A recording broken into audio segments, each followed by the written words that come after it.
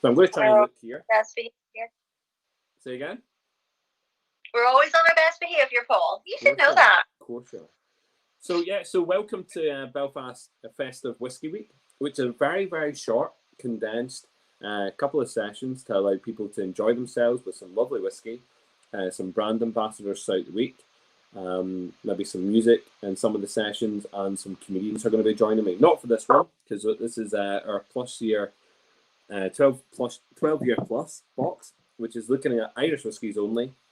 And we're looking at whiskey which is predominantly over the age of 12 years. I think actually the majority of the whiskies are over the age of 14 years. But you know, who's counting when it comes to aged Irish whiskey? We've got guys who are live just now in a live chat, and those that are joining us on Facebook and on YouTube. If I see your conversations coming up, that's great, and hopefully I can respond. But yeah, if I don't, I am so sorry. All right, it's not that I'm ignoring you. I'm just trying to talk to a wide audience. Okay, so I do have some. Who have I got? Who's messaging online? Oh, good. It's mainly the same people in this room. Now there could be people who join us at any stage, but I want this to be a place where you can come and listen. And yes, you come and listen, and you can go back to these tastings. So we'll go in order. But the idea was with these boxes, although maybe it wasn't clear, is you could drink them anytime. You can just join the tasting, and I wasn't going to be offended if 0 people turned up. In fact, for one of the boxes, I'm assuming that hardly anyone will turn up because they should all be drunk at this stage. You know what I mean? They should all be well on their way. So yeah, we're going to start with the 24, number 24, which is the Bushmill 6-year-old, and it says here 46%. Now, I'm not sure about that. It is the first ever release of the Bushmill 16, so this takes it right back to the very first bottling. And the reason I put it in there instead of just the original that we're all getting in the shops just now is just because it's far better. It's a far superior single malt. And actually, I think everyone who represents Bushmills or have worked for Bushmills in the past would agree with me. It's just one of those. It's just one of those bottles which is absolutely fabulous. So let me just have a wee quick look here. Make sure I've got the whiskey in front of me also. Yeah, so box 1, white orange, number 31.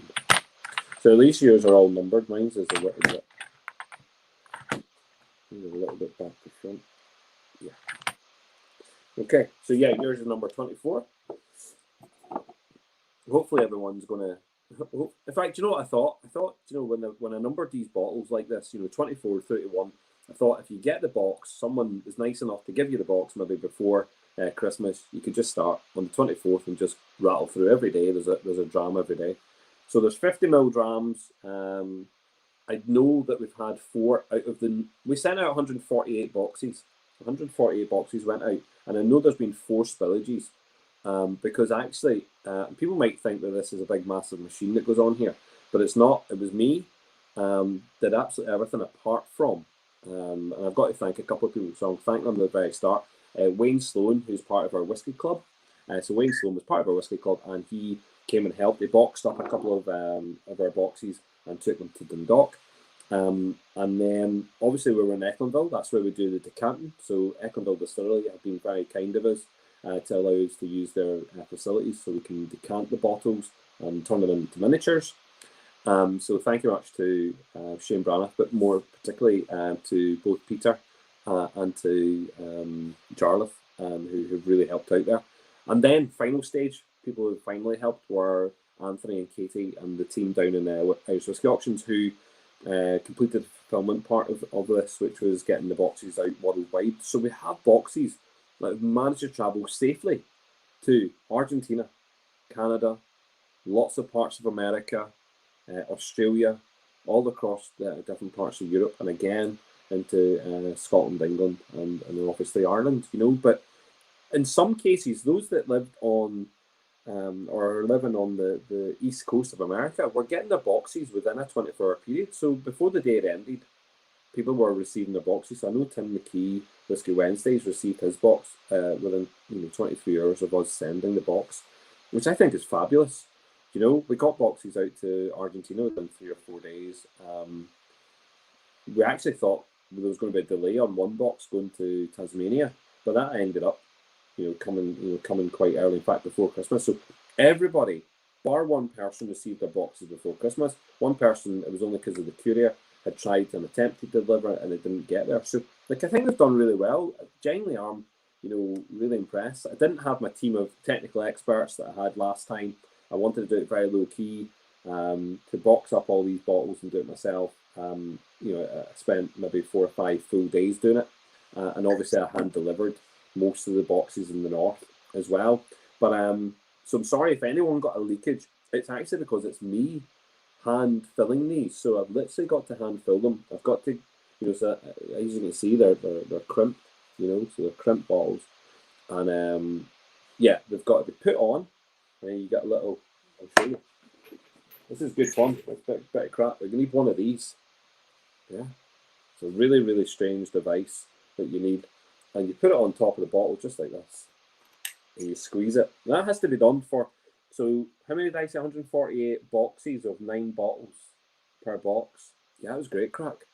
That I had loads of fun doing that. Do you know what? If I wasn't doing anything before Christmas, I don't know what I'd have been doing. Do you know what I mean? This was very therapeutic. Left me with some blisters, no doubt, but it was good fun. But it puts me in a situation where blunders can be made. But the only person to blame is me. So at least I can blame myself, and I can be rest assured that if someone's made a mistake, it was me, and I can then rectify it.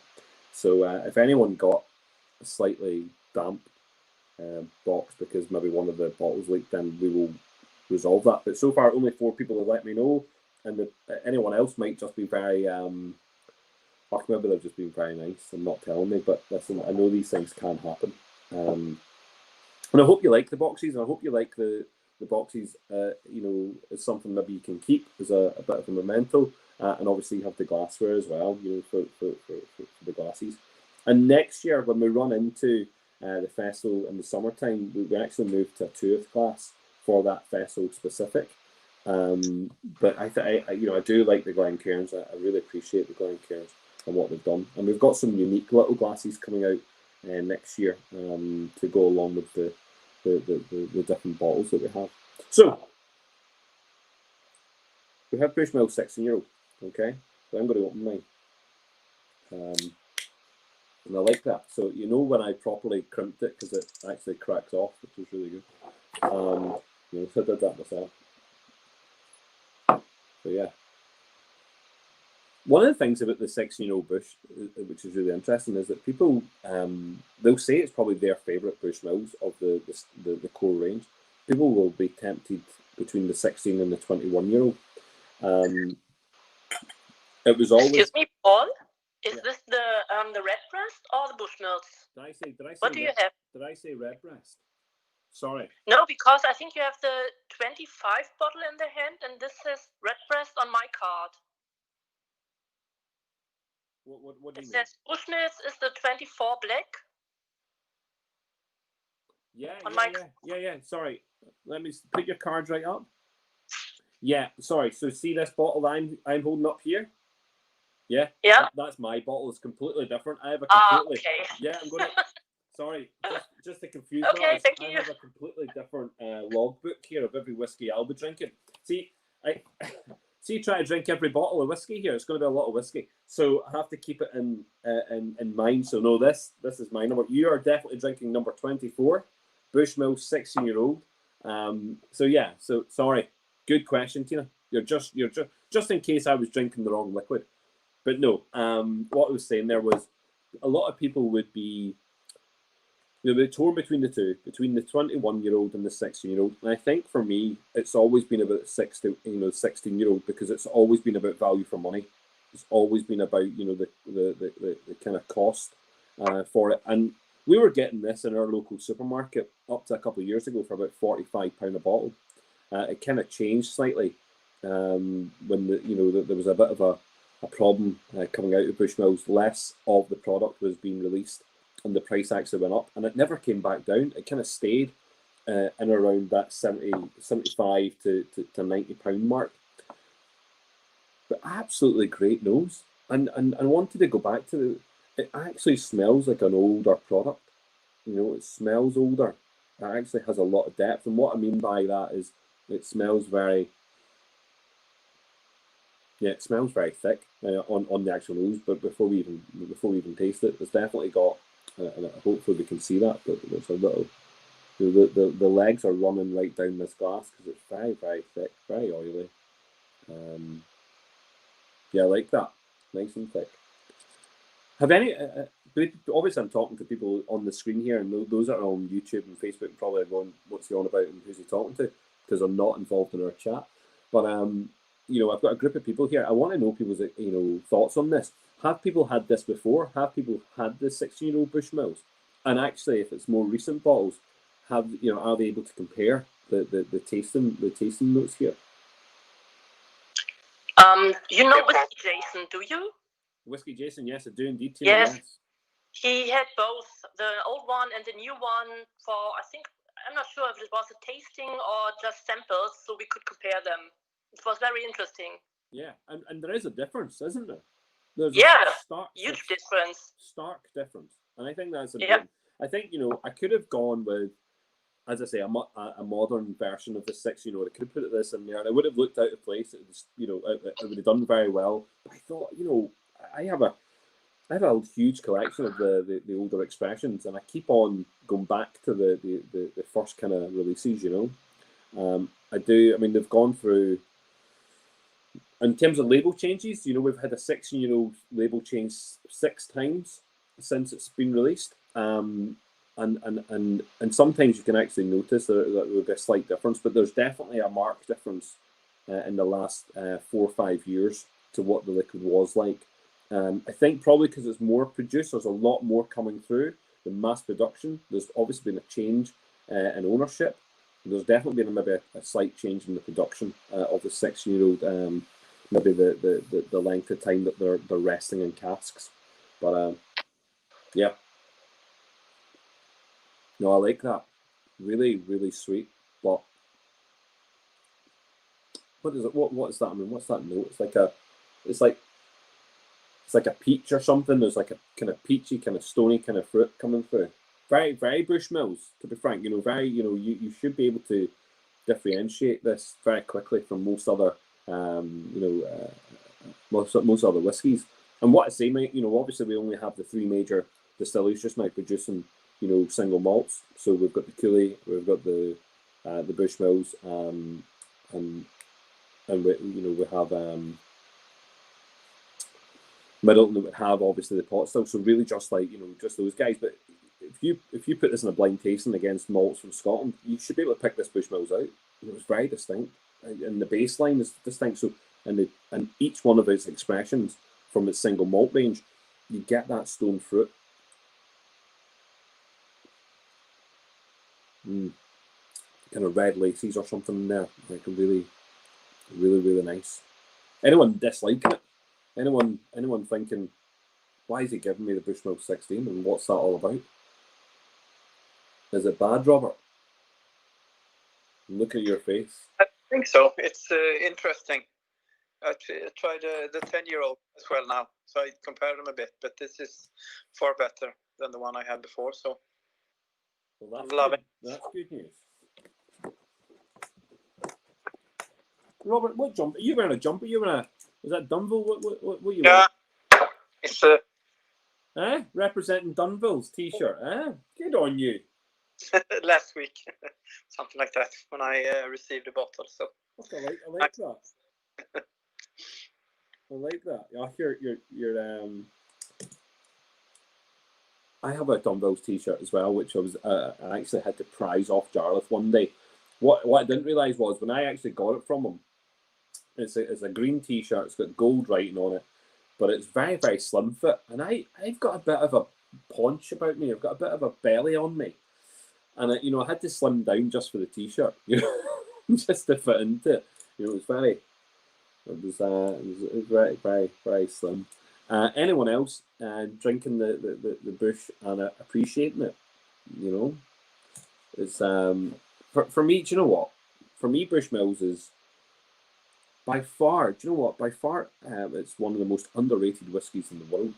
You know, there's people talk about whiskey distilleries, and in the main, Ireland's left out of the equation. We usually focus in on some major Scottish brands. You know, we go Macallan. You know, we talk about Glenfiddich. You know, we talk about Glendronach. We'll talk about Bruichladdich, Lagavulin. You know, Laphroaig. All of those big, massive, you know, distilleries, massive, you know, brands, and yet Bushmills is older than them as a licensed distillery. It's been constant in terms of what it's been producing. In Ireland alone, it's been constant in terms of its production run, and it's kept Irish whiskey afloat, no doubt, continuously. And yet a lot of people bypass it. A lot of people just don't give it the opportunity to pass their lips. And yet, I think it's a fabulous single malt expressions. The blends are very, very good as well. In fact, you can't fault going to a Black Bush ever so often. You know, it's really, really nice. But I'm tempted to say that it's definitely underrepresented. It's overlooked, and only now we're getting to see a massive. You know, there's a wave of Bushmills appreciators because they're bringing out stuff. They're doing a very, very quick run of, at least now I've seen, 12, 13, 14 different expressions coming through Bushmills in the last little while. I've actually just had a picture sent to me last night, and I thought someone was joking, but there's going to be another rum release, a rum cask finishing from Bushmills, which has been great. You know, we've not seen a rum cask since the steamship, and again before that we would have had the select casks. So it'll be nice to see what percentage of alcohol that comes out at. Caribbean rum cask. And then we've got the Causeway collection, and everyone's going mad for it. You know, they're going mad for this series of whiskies, which are now all around the world. So we had a release in Australia. We've got still a release to come out apparently in China and also in Sweden and in Portugal. But we've had an Irish release, German release. We've had a UK release. There's been an American release. There's obviously the French release. You know, so we've had all these expressions come out very, very quickly. You know, all within the space of a couple of months. And it's like mad hatters running about trying to grab all these different expressions to try what Bushmills can actually produce. And we've had, at the Belfast Whisky Club, we've had Bushmills to various tastings. And we actually sat down about 2 years ago. We sat down with them and we went through all of their casks. Not all of their casks, but a huge percentage of casks that they had, and went through their, what would be first fill of different variant casks, Marsala cask, Madeira cask, port cask, sherry cask, and tasting them at first fill and at cask strength.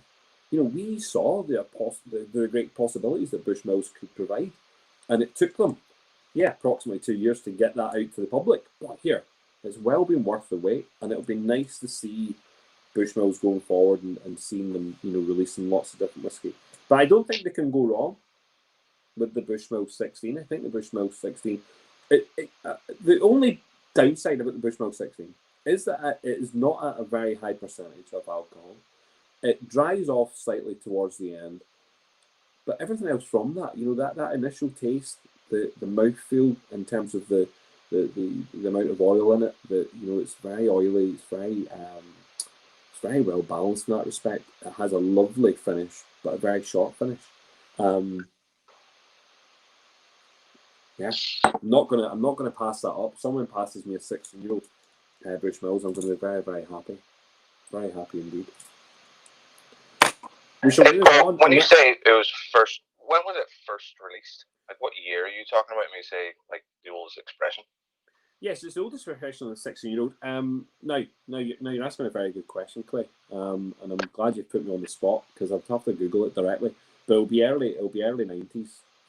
Is the first release of this.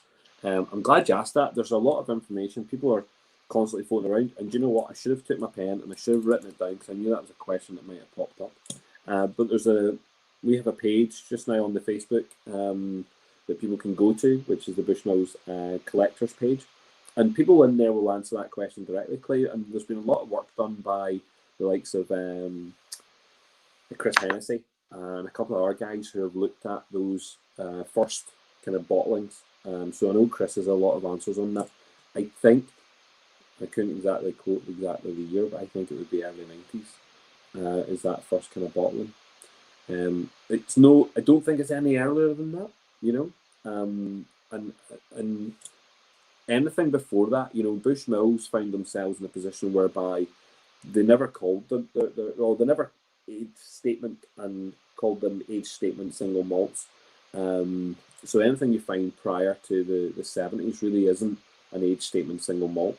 You only tend to find that into the 80s and then again, you know, into the 90s.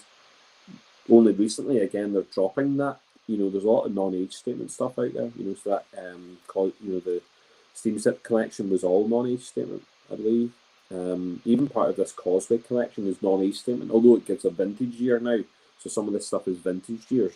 But yeah, the idea the Bushmills had a single malt of age really starts with the 10-year-old. So the 10-year-old kicks that off.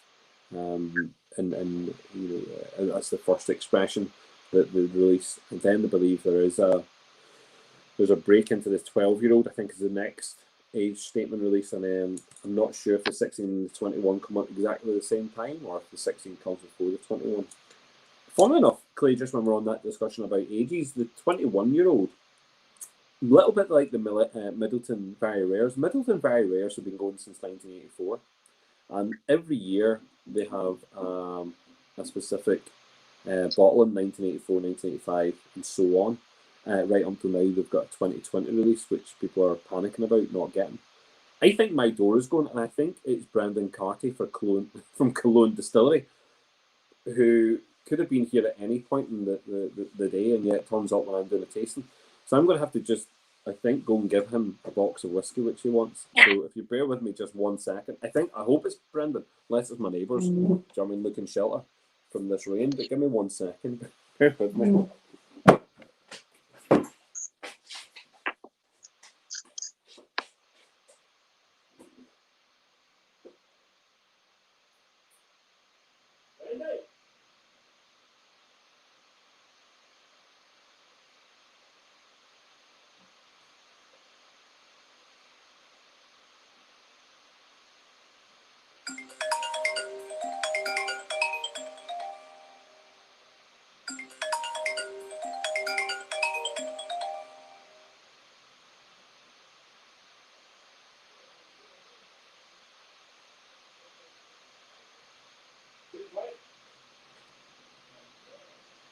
What? That's not the case with Oxford.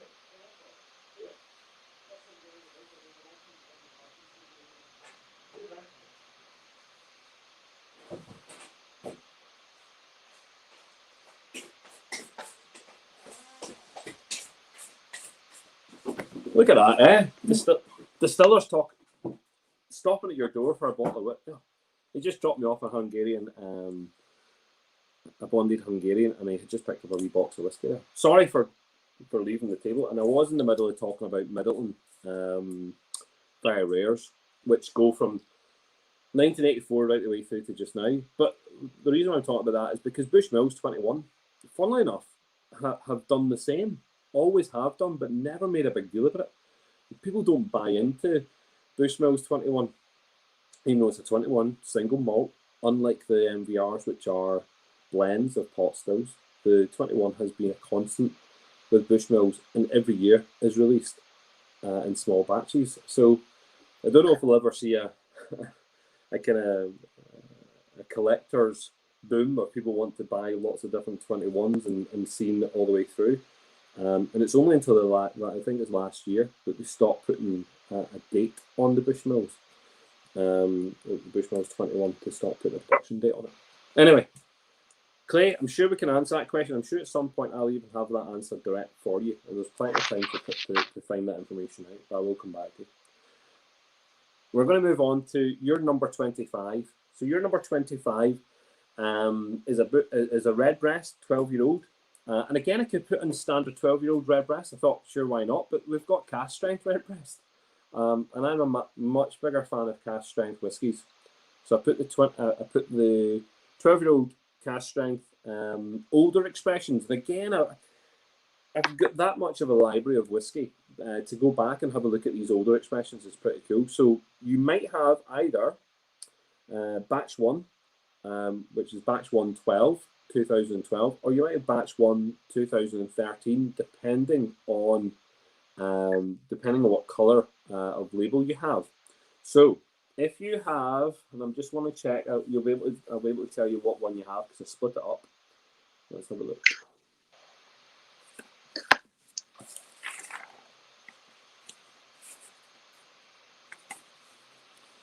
Box number 3. Okay.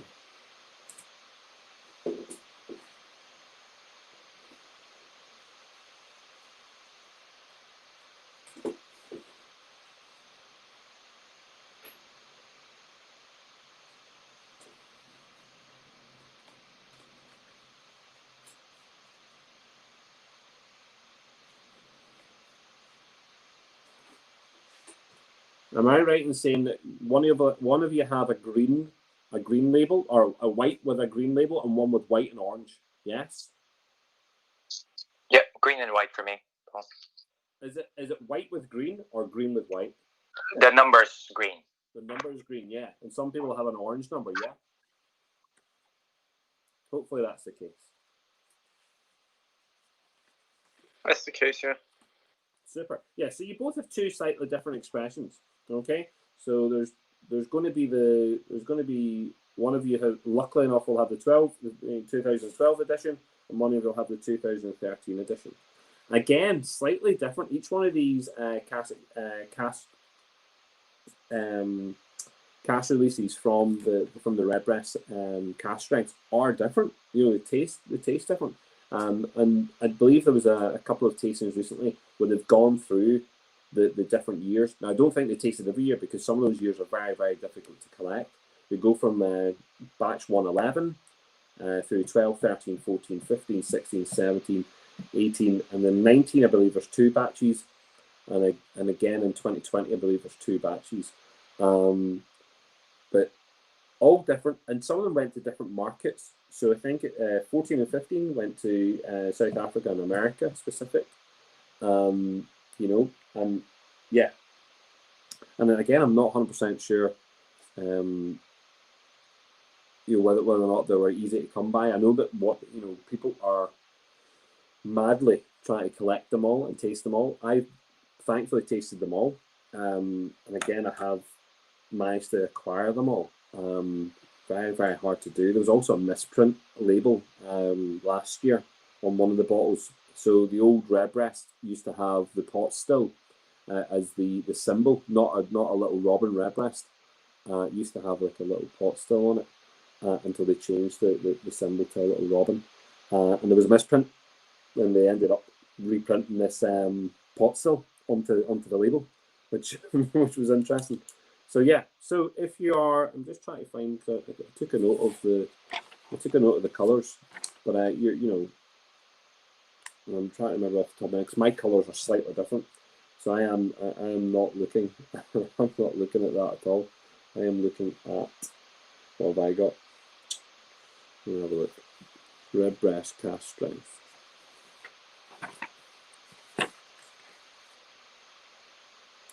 Yeah, number 25.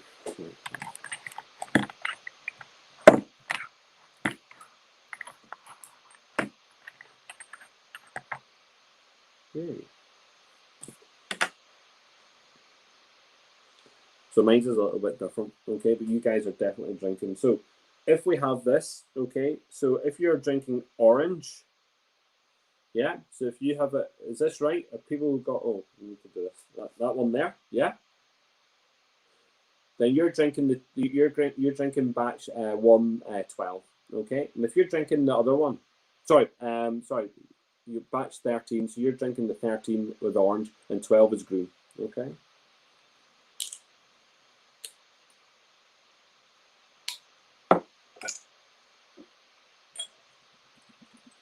And again, it's good to know if people have been drinking this before and whether or not they can do some comparables, because it is, to me, a marked step up. Super light, we're way up here. You know, we've got a Redbreast 12, which is really, really good.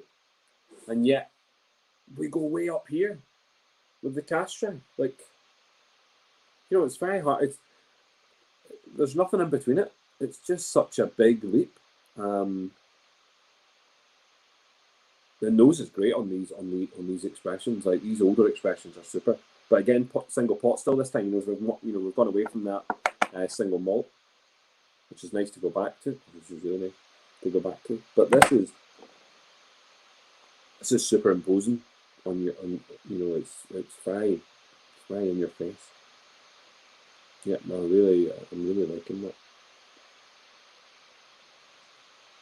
Anyone in the chat had these older expressions before, or even had the newer ones? They're hard to come by, you know. I think that the biggest production of cask strength was batch 116, and everything before that slightly less. And again, since then, I'm not sure what the production run is, but there's been a love of this. You know, people have definitely, because of the price point. Again, this, you know, originally when it comes out, it's around about that kind of £75 mark, or, you know, in euros, maybe, you know, is it €80 or something? 85 euros. It's not overly expensive.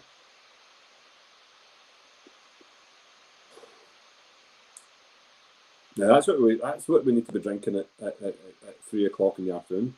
You know, here it's 3 o'clock. Everywhere else it might be, I don't know what time, but you know, 3 o'clock in Ireland, and yeah, this will set you up rightly for dinner.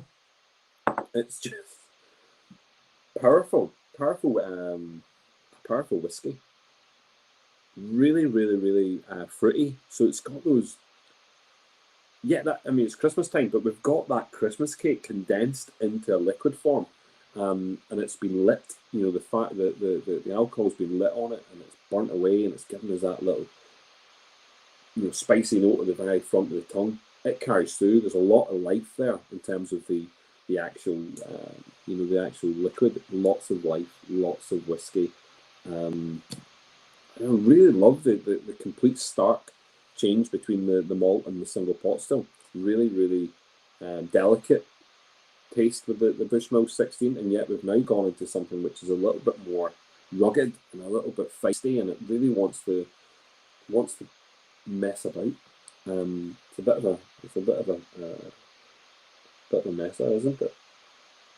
Anyone not liking that? Anyone got different thoughts on this? Are people not liking it? I'm just curious to see what people's thoughts are. And here, chat away. There's no harm to chat.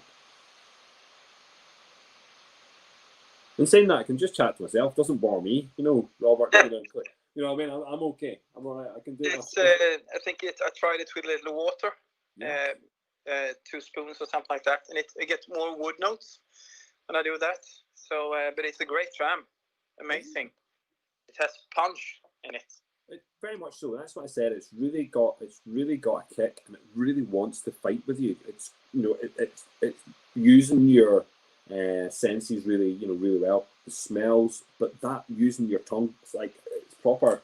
It's giving you something to taste, and I really do. I really do appreciate it. I think they've got down at Redbreast, the guys down there, what they're doing is fantastic. But we've seen again, going back to some of their earlier expressions, this would be for those that have got the 12-year-old, the second time that they produced a cask strength, a cask strength 12-year-old, and it's. Do you know the ABV? The ABV, yeah. So the ABV is because I didn't put it on the tasting cards because they were slightly different. You're quite right to ask, Tina. But I have the orange one, the white orange. So the 13-year, I guess. Yeah. I will just find that out. We didn't put it onto the tasting notes because it would have confused maybe matters with the two different types. I'll just go into this. Give me 1 second. They'll be over 50% odd. I actually wanted to have the bottles next to me, but I've used that many bottles that, to be frank, it's a recycling plant. It's so much glassware. And do you know what? You think there'd be some people to upscale all that glass. I just haven't been able to find anyone. The boxes, however, I've managed to give away all the boxes, and people are making apparently they're making clocks with them, which I think is pretty cool. So you might see clocks being made with all the wooden boxes that were used, or the fancy boxes. But in terms of the glassware, I pass. I don't know if anyone has come forward. I tried to get rid of hundreds of bottles in the summer, and no one, just maybe because it's coronavirus, maybe people aren't doing that type of work at the moment, maybe they're not going out and collecting, but no one seemed to want it. They all went to bottle banks, or in Dunville's down at Ecklandville, they actually took a lot of the bottles from all the distilleries and put them into a room to have to give inspiration, I think is the terminology they're using, inspiration. What they're trying to say is they're going to do something which doesn't look like it doesn't look like the other bottles. So yeah. So let's have a look. So so you were saying you're back on 13? I was just looking at my notes here because I did a tasting before with the Irish Whiskey Society. Dave McCaig ran us through with the cask strengths, and one of the whiskies we tasted was the B113. 59.9%. Yeah. 59.9. I was looking at my notes there. So it's made of it's a total of 75 casks. They said that they vatted together. 10 of them were sherry, and 65 were bourbon casks. Wow. And it's a mixture of 12 to 15-year-old bourbon barrels and 13-year-old sherry butts. That's pretty impressive. Yeah, look, I was aware that tasting went on, and to be honest, I was just gutted I missed it through the Irish Whiskey Society. I missed that, and literally so much on it at exactly the same time. But really good to see that, Jonathan. What do you make it? So you guys got the B13? Yeah, I noticed that. You had one of them. You didn't have the 14 and 15, is that right? Or did? So we did the 11, the 13, and then we jumped to the 16, 18, 19, and then the 20. Yeah, I think. I mean, the earlier the expression, the harder they are to come by. They are a little bit scarce. What do you make of it, Jonathan? What do you make of this?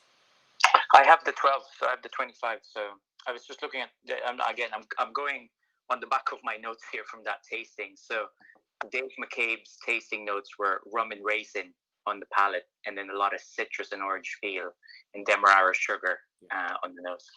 Yeah, and again, 100% exactly. It's just condensed Christmas cake, liquefied. drumming, and this is the end product with bags of alcohol. So that 59.9%, that's huge.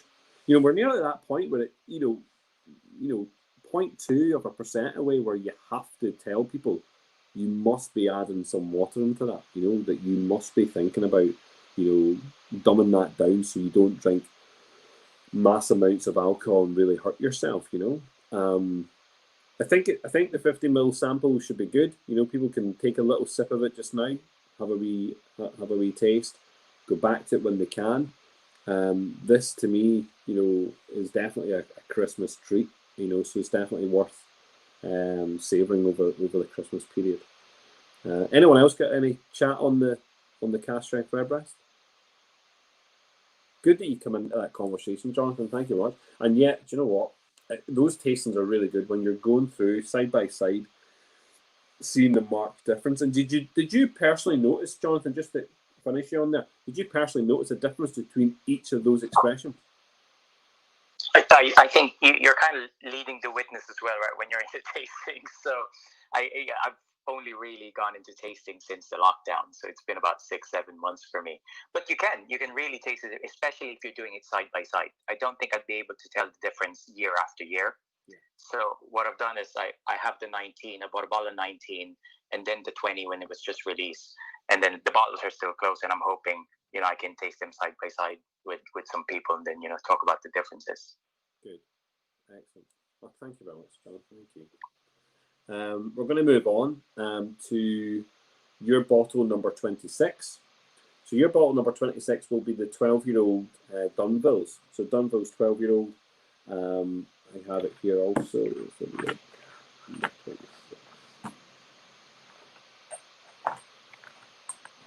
There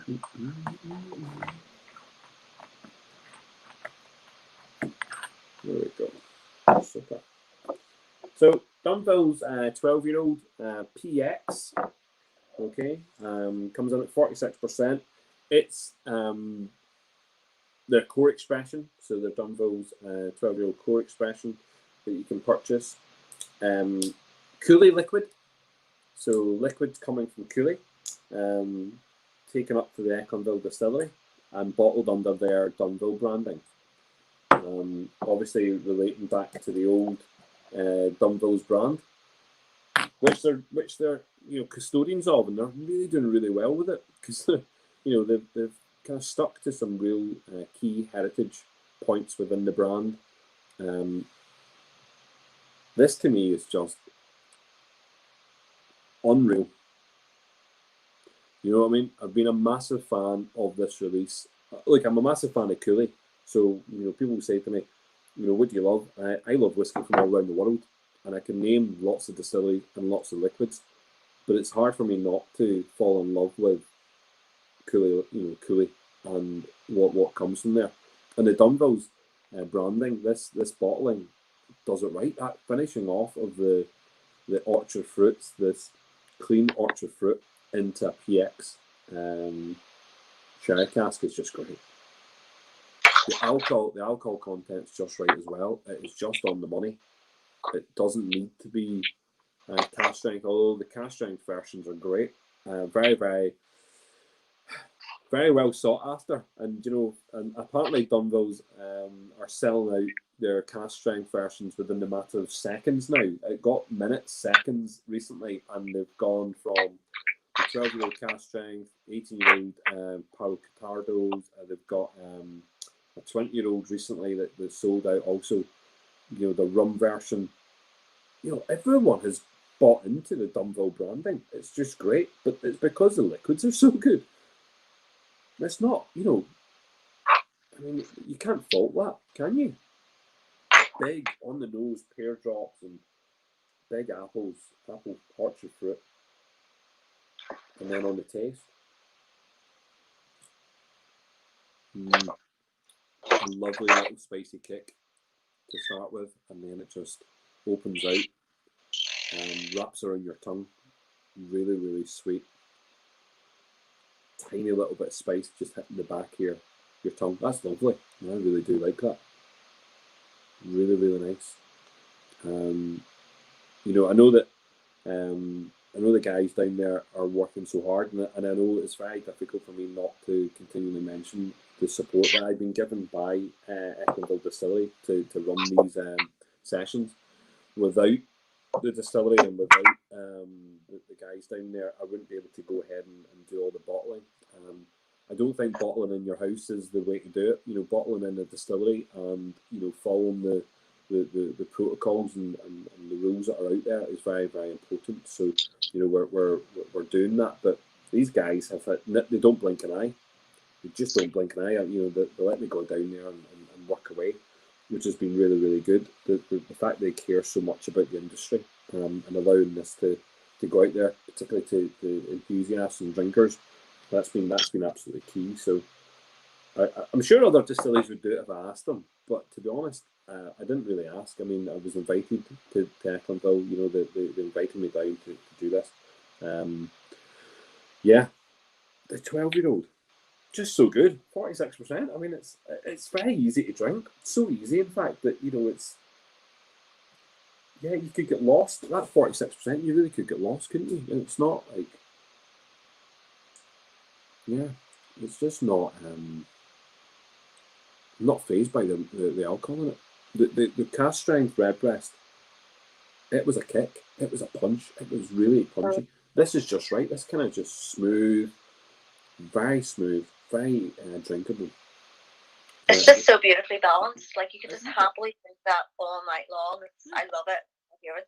No, you're very, very much so. It is an easy drink, and again, something that you could drink very quickly after your dinner. It really kind of falls into that nearly dessert kind of wine kind of idea, but it's a dessert whiskey. That's the way I look at it. Really, really nice. What do anyone else not like? Anyone not like it? I like to know if people, and we can be very honest. We might taste a whiskey throughout this festival that people go, "This is crap. We should not be drinking this." And there's no need, because you know what? We're not paid by anyone. There's no one here that is making me say anything. None of this whiskey was donated by anyone. It's all it's all been purchased, and it's all then been fed back out. So no one like Dunville's didn't hand me 12-year-old and say, put that on the box. I went, do you know what? I'm going to have that in the box because I think it's a good whiskey. So we're going to put stuff in here which is probably my personal taste, but actually a lot of it comes from the whiskey club. So I'm taking whiskies that the club have recommended over the last couple of years and put them in here. So yeah, anyone not liking it, anyone loving it, they want something to say about it. Because to me, it is a good, solid whiskey, and actually, the fact is that it's core range. The price is, the price is just about right. I think originally it was coming in around about £60 odd. Maybe slightly, might be slightly more than that. I'm not sure, but I think it's a good purchase. It might be up a little bit now. I'm not sure because of the demand for it potentially. I don't know, but it's a very, very good whiskey. And again, it puts into context Cooley whiskey, because actually Cooley whiskey has been the backbone. And we talk about Bushmills as being the single malt, which has led the way continuously for single malt whiskey. But actually, the Cooley distillery has helped so many other brands, has gone out to so many countries under different labels, has really helped invigorate the Irish whiskey that we know today. So a lot of these distilleries we now have coming through have used Cooley whiskey to propel themselves, to get them to a position whereby they're, that they have a label that they can give to people, and they can talk about their actual their branding and their distilleries going forward. And as long as people remember that, that a lot of distilleries that we talk about have used Cooley liquid, or indeed maybe have used Bushmills liquid, or indeed something from GND now, or from Middleton. So yeah, good whiskey, nice, it's just right. It is just right. No one's going to. I don't see any bad comments coming through. So I think people have got it sussed. We've got the next one. Slightly, we're kind of flicking between we're going malt, single pot still, malt, single pot still, and it's nice to see that, because it's, we could just put lots of single malts in, or just lots of single pots in, but it's nice to break it down. So we're going to go for the red spot. So it's your number 27. So it's your number 27, and it's red spot, which is a 15-year-old. So again, I have a bottle here. So it's a different number to yourselves.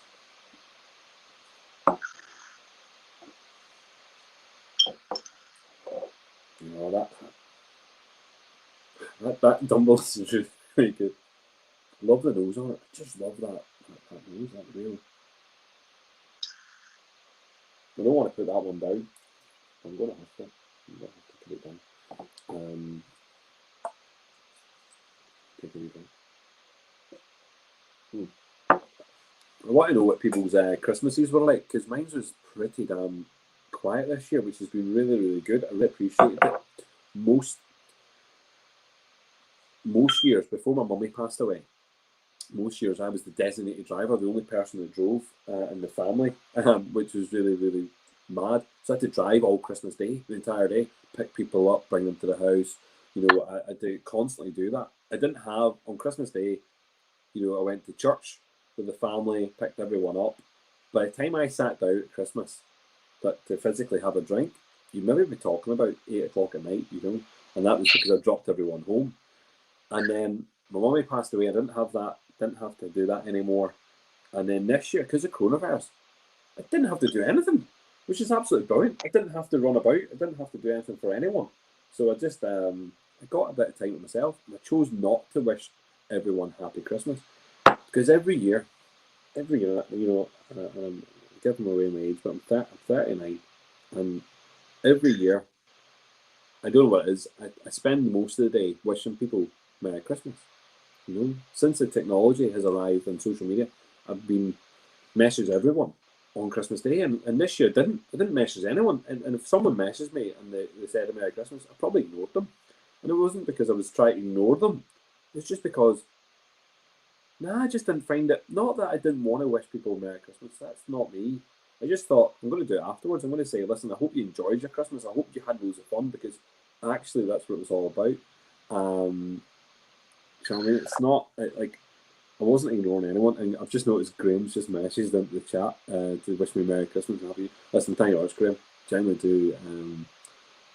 do appreciate that. But no, it's, I found myself last year specifically messaging hundreds of people, and it was nice because you care about everyone. You care about these people. Do you know what I mean? Your friends, your family, you care about everybody. Do you know what I mean? And you want everyone to have loads of crack. But this year, I don't know what it was. It's just maybe the environment that we're living in just now, and I just thought, I'm going to just turn off for 5 minutes. And I know, because I've got all these tastings this week, I just thought, if I don't pay attention to myself and to my family, it's just not going to be worth living the next week. You know, if I'm looking for a bit of time each day to do a tasting, you know what I mean? So I can wish everyone happy Christmas and New Year all the way through, and I will be doing that. So if you message me, it's not that I'm ignoring you. Redbreast 15-year-old. Red Spot 15-year-old. Red Spot 15-year-old is relatively new. You know, it came out last year. And it's, it's from the guys who bring us Green Spot. So it's Mitchell & Sons. They're the guys who still have the rights to using the spot names. Wine merchants predominantly, and really interesting stuff. So the Green Spot that we're all known to drink, 10-year-old, although it's not depicted anymore on the side of the bottles, but it's usually a 10-year-old. We've got a Yellow Spot, which is 12-year-old, and then we've now got this Red Spot 15-year-old. Comes in at 46%. And we've now have a Blue Spot, which is not in this box, but is in a couple of our boxes, which has only just come out. There's a 7-year-old cask strength, but it's the 15-year-old is Marmite for some people. Some people really, really, really like it and think it's the best spot within the range, and some people just don't. Just don't buy into it. They're disappointed with it, maybe because it's going to. They expect a 15-year-old single pot still to be a little bit. Maybe, I don't know what they expect, but maybe they expected it to come with a little bit more alcohol, or maybe they expected it to be, all singing, all dancing. I actually think it is. I'm actually one of the ones that think that the Red Spot's really good. It's not my favourite. Now I've had the Blue Spot, which is really interesting. I tend to find that some of the single cask Green Spots have been, have really tickled my fancy. I've really got into them. I've really, wanted to drink lots more. The Red Spot is one of those ones that I could drink. I'm not going to go and buy it, in a bar, but I will drink it. There's nothing wrong with this at all. In fact,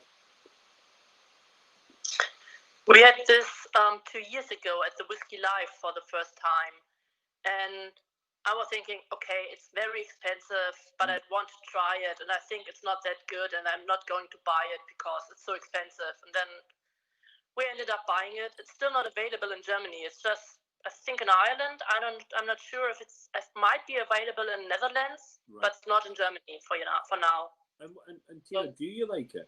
Because it is nice. We really liked it. Yeah. So we have our bottles still here, and it's still nice. Good. And it's just one of those. I think it is just one of those ones that's Marmite. People like it or don't. And I think you talk about the price point. That's interesting, Tina, because the price point would have put a lot of people off. It would have stopped a lot of people buying it. And at that price, it comes in around about €100, give or take, £100 at least here in the UK. So I know that it has gone out. I think it went out to the States. I'm not sure what other countries it might have gone out to. I'm sure it went to the States, but it's very slow in getting out to the States. I know that. It was definitely you can see that with the blue spot that it's due out to the States in January, February time, and yet it's been with us before that. The taste is good. The taste is good, and it's not it's not the cast strength red spot, the redbreast we've had. This red spot is completely different. A very, very different take on those on the pot still style. Hey Paul, you can get the red spot out here in the US, but it's definitely harder to find. Yeah, that's what I thought. I thought it had arrived there, Clay. Yeah, I thought that. It just no, wasn't you sure. can't get it. But it's also, when we're talking about price points, yeah, I mean, it's significantly higher than the green. And I don't have a green on hand at the minute, but I would say I like the green better. I'm looking forward to trying the blue. But it's very good, but it's very interesting to compare that against like the redbreast. And even that Dunville's was fantastic. Wasn't it? You know, you compare those two like back to back, and from a price point, pretty sure the red spot's significantly higher. I mean, you can't get it Dunville out here. You have to buy it online, but you're going to get. Do you know what, Clay? Funnily enough, you're going to get Dunvilles out there very, very soon. So I know Dunvilles have moved into the American market as of last week. So they've moved into the American market, and they have they took on the largest distribution chain out there. So I believe they've moved into that position. So I do think that you will see across all states that you'll see Dunvilles going in.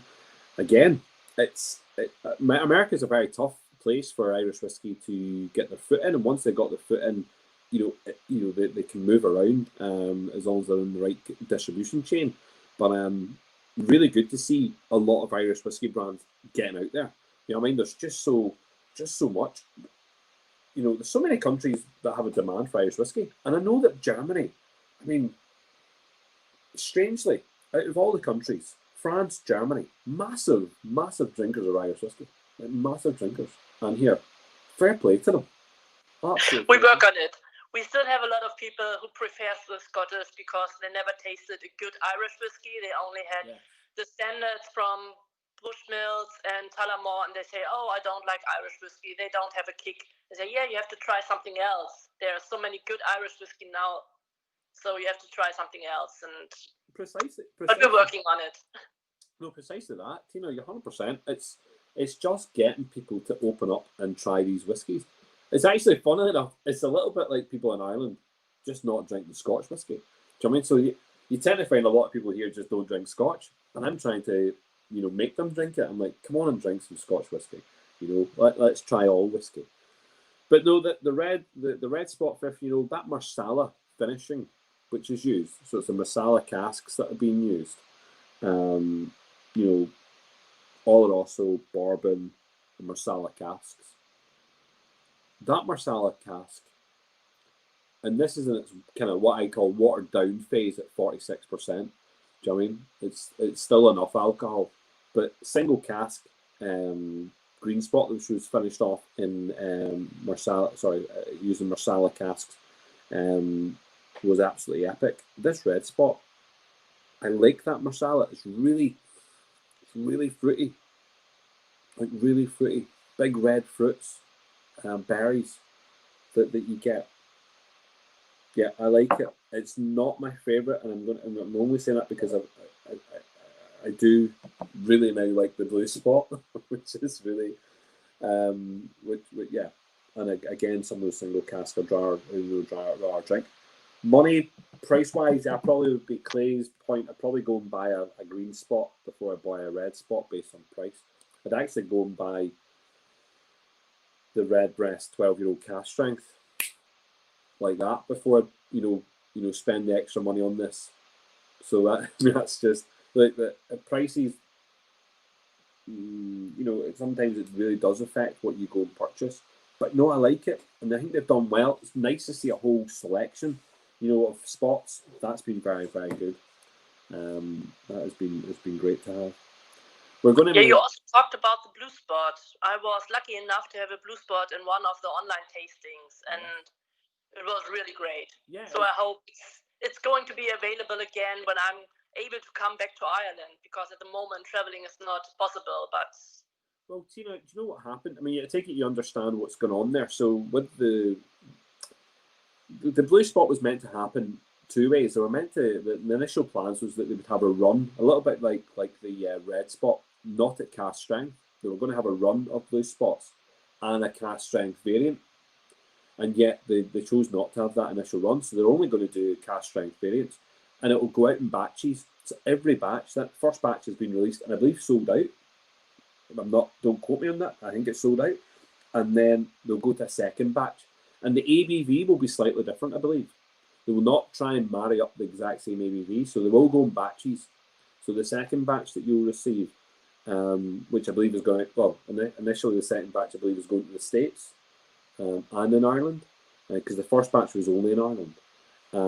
But yeah, you will get it. I love it. Yeah, so I know it's not on this tasting map, but that Madeira finish, massive fan.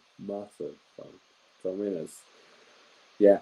I spent a lot of my time looking for whiskies which are finished off in unusual casks, and I would look specifically for, doesn't matter where the liquid's coming from, it could be coming from any country, but Madeira casks. I like Marsala casks, but rum casks. You know, Madeira rum, yeah, they're big. Port casks, oh yeah. So and particularly when you can find the same liquid in those different casks finishing off, I like that. I like to compare and contrast those different flavors. But yeah, massive fan of that Blue Spot. So yeah, I hope people enjoyed that. That was that Red Spot really is nice, and it's very, very. Do you know what? It's not. Some people have said, and we've done the tasting within the club, some people have said it doesn't taste like a 50-year-old whiskey, and I'm like, that's a hard one for people to judge. You know, it to me, it doesn't taste like a young whiskey. It has a lot of depth. There's a lot of I'm just even looking at my old notes. Not it's this idea of blending. You know, these pot stills. It's yeah. I think it has an age. I think it's even on the nose. I think it has an age. I think it comes across as an expression, but whereas some people think it's a little bit thin. I don't think it's thin. I'm with you there, but I like it. So it's actually one of the reasons why I got this box. So I just want to try Red Spot. Good. No, thank you very much, Jonathan. Yeah, it's just not. I actually think it's really good, and I'm glad that we put it in there. Again, we could have put the yellow in. I just thought, no, here we'll put in the. That was a 12-year-old, and it's 12-year-old plus, but we went with the 15-year-old. The next one's a little bit interesting. So you're number 28. Okay, so number 28 is the Hinch 15-year-old. Now it says in your packs, it says Hinch 18-year-old not released.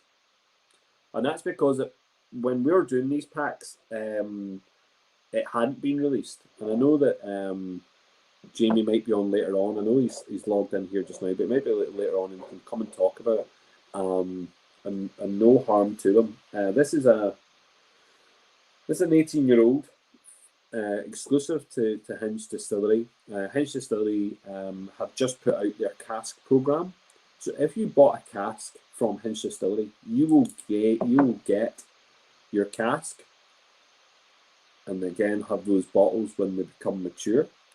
But you will also be gifted a bottle of 18-year-old, which is a wine finish, and also the bottle of wine, where the wine barrels that have been used for this whiskey come from.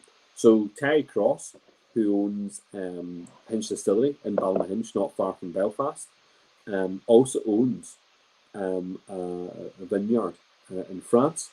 He is, I believe, although Jamie, I'm sure, could talk about it better than I can. I heard a wee story. He's one of only two of the original Irish owners of a French vineyard in France. The only two of them left. and he has a special name, and it's something, I don't know if it's called the Flying Geese or Wild Geese or whatever it is. Maybe it's Wild Geese. But he's very lucky. Having a vineyard and then having a distillery, that's pretty cool. It allows you to have those, casks to come and use for your whiskies. So we're very lucky. We were one of the first tastings of this. I think it's the first, certainly the first world tasting of this. But it went to sale just before Christmas, because obviously we're in lockdown here in Ireland, so we're not in a good place. And I think the shop was only open for maybe 4 days before it had to close again. But I sneaked in, purchased 3 bottles of this at this. Now it's not cheap. We have had some cheap bottles. I say that we've had some cheap bottles. That's not even true. This is not a cheap liquid. This is a very expensive bottle of whiskey we're about to taste here. So I'm not sure. Oh, here's Jamie. Can't come on camera, but I can jump on audio with headphones in for 2 minutes if you want any questions fired my way. Jamie, just explain to us. So we've got an 18-year-old whiskey. You can talk about it, where maybe it comes from, how long it's finished, what's going on there, Jamie. I think I just came in as you were finishing off there. As you know, Terry, one of our distillery, owns Chateau de la Ligne in Bordeaux in France. I think you touched on it. I just called it, it's Wine-Geese. So he's one of 2 Wine-Geese, which is an Irish person that owns French distillery, is the best way of putting it. So what we done is we took his 2018 Grand Reserve, which contains this is where my head's away when I've had a couple of Guinness today. Basically, we took his 2018 Grand Reserve, which is Cabernet Sauvignon and Merlot, the 2 casks together. And back in June, me and our head distiller got together and we took an 18-year-old bourbon, which we have in our inventory. Obviously, Terry spent £5 million on inventory whiskey. So this comes from the Northwest, a distillery which I can't say, but you can maybe mention it for me, Paul. Yeah. 18 years in bourbon, and we finished it in his 2 casks from his chateau. So literally 650 bottles, and 160 of one of those will go to the cask owners of Drink Down. So the remaining bottles originally went on sale in our gift shop. Wasn't meant to go on sale straight away, but just with Christmas, and you know what Terry's like, Paul, he's like, I get them out there, get them for sale. Yeah. So we originally sold them through the gift shop, and demand was just second to none. So we continued to sell them to the gift shop, and then local independent retailers here in NI got them just before Christmas as well. And for me, absolutely blown away that like Fairley's, KWM Wines, that sort of thing, completely sold it out. Celtic Whisky Store in the south of Ireland picked up a small number of them as well. But in saying that, we've just decided that the remaining bottles will be sold through our gift shop, because we've worked out we can clear them that way. So in the new year, there'll be, I think there's about 70 bottles remaining, Paul. Wow. So yeah, listen, price isn't cheap. We know that. The reason for it is just because of the cogs, what I would call cogs, the costs and the overheads of doing it in a bespoke bottle, a bespoke box, and also when you take the wine that went into it as well, the tax and the VAT, that sort of thing. It's a logistical nightmare to work with the HMRC. So I think I had this conversation with you, Paul, that I've never seen a whiskey with the wine in the same box that it was finished in. For instance, we could take another brand and it's a beer finished whiskey, and you'll be able to buy the whiskey in one place and the beer in another place. So when I came up with this idea with our head distiller, Aaron, I was like, let's somehow, I don't know how we'll do it, but let's find a way that we can put the wine in the box at the same time. So, and I think going forward, the deconstruction for it next time round, next year, could possibly be that it also has a sample of the original whiskey, so the 18-year-old bourbon, the wine, and then the finished product. Yeah, Jamie, I think it's actually really smart what's been done here. So although I don't have the box in front of me, but there are some pictures that have been going about, which is this beautiful big burgundy looking, box, stunning presentation box, and then when we say burgundy, it's Bordeaux red is the best way of putting it. Is that Bordeaux red? Bordeaux red. Yeah, naturally that is the official color of the Bordeaux red. And it's just a homage. So obviously Hinch has that blue color, And then just this expanding out, Paul, was a case of let's use the two parts together, Hinch Blue and then the Bordeaux Red from his vineyard, Chateau de la Ligne. So it was just a case of that's the colour. And going forward, next year, if we do another release of it, which most likely we will, it'll continue with that colour. So that colour now will, hit home to people that this is the colour of it. Yeah, well, I think it's lovely. The presentation, having that bottle of wine, next to the whiskey, that is pretty cool. And actually, no, I haven't seen a whiskey and a wine together in the same pack. I haven't seen that, and certainly knowing that wine is the one that the whiskey was finished off in their barrels. I haven't seen it, so fair play to you. Hats off to Hinch and what's going on there. This whiskey is great, Jamie. I'll be honest, I really like that. It's really, really good. Sometimes you can be, and I want to say it, but sometimes you can be led down the garden path with a wine finish. Sometimes you think it's going to be really good, and then all of a sudden it's crap. So, do you know what you've done? I know down there Aaron's done really well. He's working hard. This is nice. Love the colour of it. I mean, to look at the colour on it, it's absolutely stunning. It's got this. I personally don't know how to describe it. So the kind of way that I went was it was like a ruby red hue almost. Yeah. So like we can get these amber notes on. Maybe like a ruby red hue or maybe like a red amber. Yeah. No, absolutely love it. Really, really liking it. The 46%, am I right? 46%. Yeah. So the alcohol content's just right. I don't think it warrants cask strength. I think it actually just about, it's just right, that 46%. Listen, we all, I'm part of the Cask Strength Crusade, as we all go on Twitter and we all talk about it, and I'm all for it. But coming from the blogger side of the table to now working in it, we try them at all these different strengths. We go from cask strength right down to 20% with water to get those off notes to find what it works at. And we could have went a bit higher, but we weren't unanimous in going. It was absolutely bang on the money. So at 46, we all put our hands up and said, yeah, this worked. At cask strength, it was good, but it just didn't bring out enough notes that we were all happy with. So when we dropped it down, we went, our core range is at 43%. Yes. We can't. Would it work at that? It really doesn't. 46 and a half, and it was that unanimous decision where we all kind of put our hands up on the table and went, yeah, that's it now.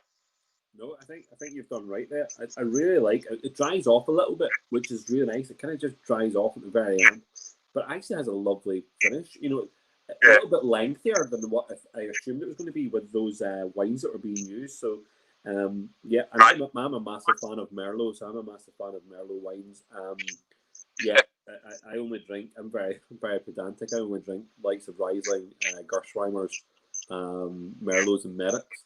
I'm really kind of, that's my limitation on wine. Kind of pigeonhole myself into certain types of wines. But that's really nice. No, I do like it. I'm wondering whether or not there's any feedback from the group, if anyone wants to say anything. And because, Jamie, you are here from Hinch and you have the opportunity, people can ask you questions. I have no issue with that. And again, it's nice to see that. Okay. Brendan says, good speak, Jamie. Very exciting for Hinch with these casts to play with. I have no idea how Brendan has managed to text and drive at the same time, but fair play to him. Tell Brendan next time he pulls into the car park, he's allowed to come in. Yes, Brendan needs to know that. He needs to know that the next time he's driving, because that's strange, isn't it? He pulled into the car park recently, he rang me and went, "Oh, sorry, I won't annoy you." I'm like, "So why did you ring me?" You might drive at 100 odd miles just to not annoy you. Anyone in the group want to say anything to Jamie before he heads on? Because I know he's been a busy man. So do us a favour, Paul. I can't see the screen because I'm literally just using my phone and headphones. So if there's anything through Facebook, YouTube, or any of the comments here, give us a shout. But most likely I'll be back on for this evening's one, presenting my. So we'll wash my face and all that there sort of thing. Sober up. Lovely. Cheers, Jamie. Thank you. But listen, Jamie, cheers for that, and I do really appreciate it. Are we getting any notes? So I didn't think I would be able to jump on this, so I actually gave a tasting note to somebody else. But it'd be good to hear any feedback, what we actually think. Yeah, well, that would be good. I do have a couple of people I'm gonna like. I don't know. Did Louise get a sample of this? Has Louise been lucky enough to have a sample of the? Yes, Louise is on. Yes, she's had a sample. Good. And did you enjoy We it? don't have to talk. Sorry, you don't have to talk. No, if you don't want to talk, it's all right. Don't be. Multiple people on the bus again. I'm not gonna. Oh. I'm not gonna force you.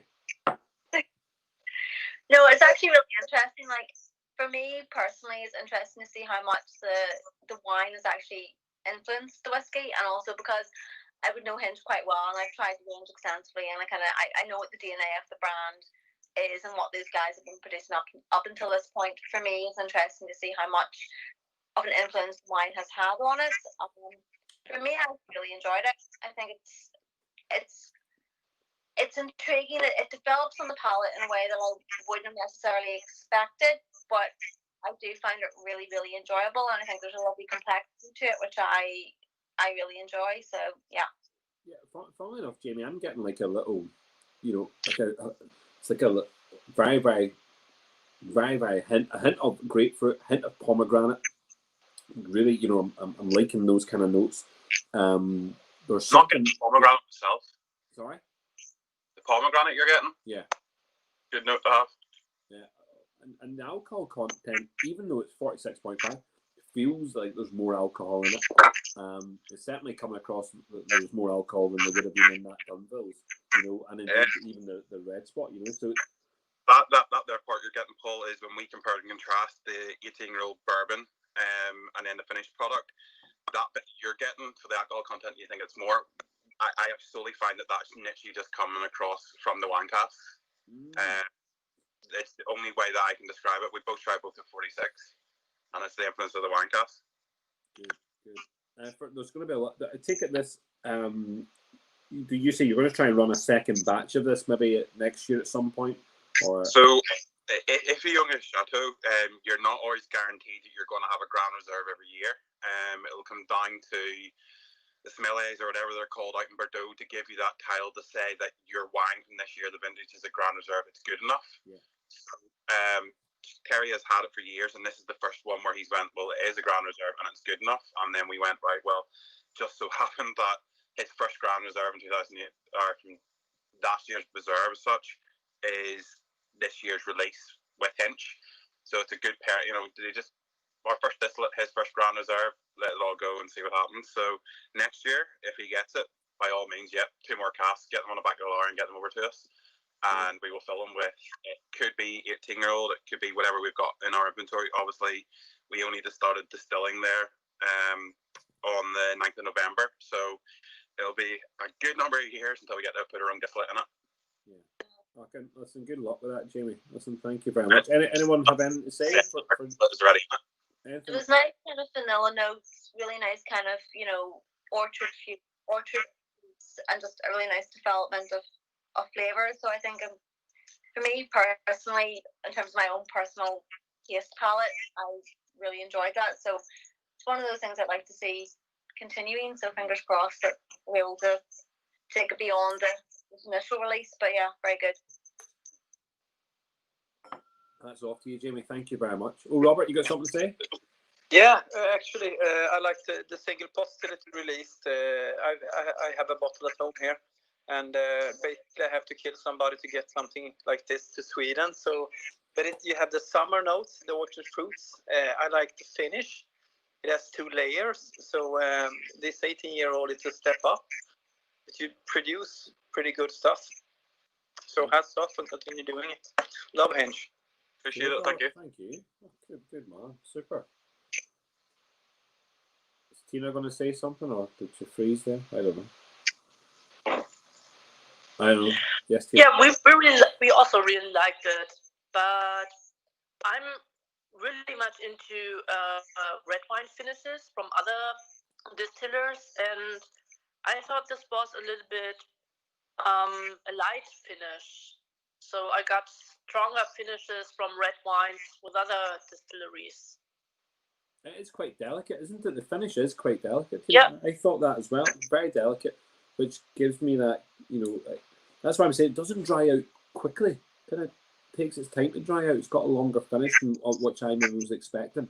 And having drunk a lot of Scotch whiskey, which uses wine casks, I was expecting it to dry out quicker. But no, I really appreciated it. We're going to move on, Jamie. We're going to move on. Yeah, appreciate it. Let's not Thank actually. you very much. Cheers.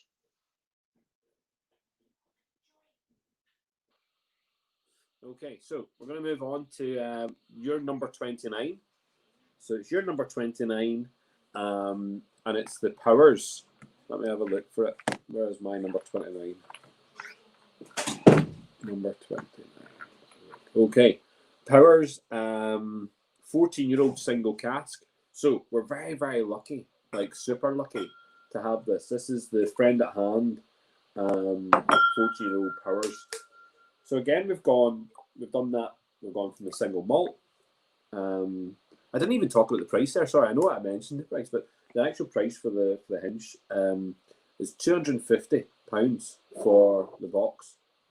So it's a box. It comes with that beautiful wine as well. So genuinely, we're talking about 18-year-old, whiskey with that wine, which has been used for the finishing purposes. Pricey, but I think for those that enjoy the Have you had the wine, Paul?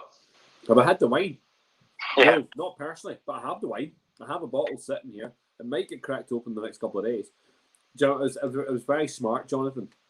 When I purchased, as I say, I purchased 3 boxes of this, and we need them for the tasting. So I purchased the 3 boxes for the whiskey, and then I had 3 bottles of wine. I was like, it's so good that Christmas is just here, because 2 of them are being given away as gifts. I went, I'm not going to drink 3 bottles of wine. I'll give 2 away. So I've got 1 bottle. I will drink it. I'm a wine drinker.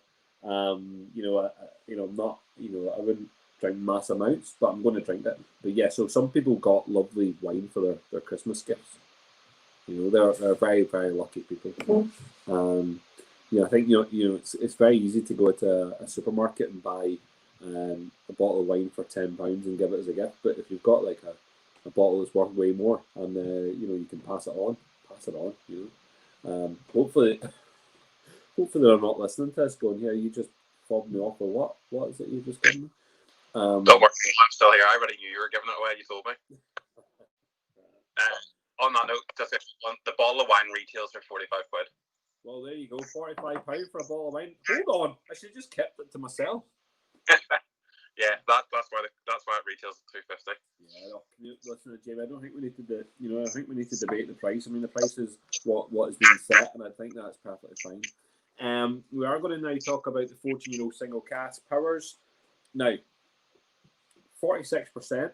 It's not, it's not cask strength. Most of the Powers, the single casks are not cask strength. The Friend of Middleton group, though, they got an absolute belter.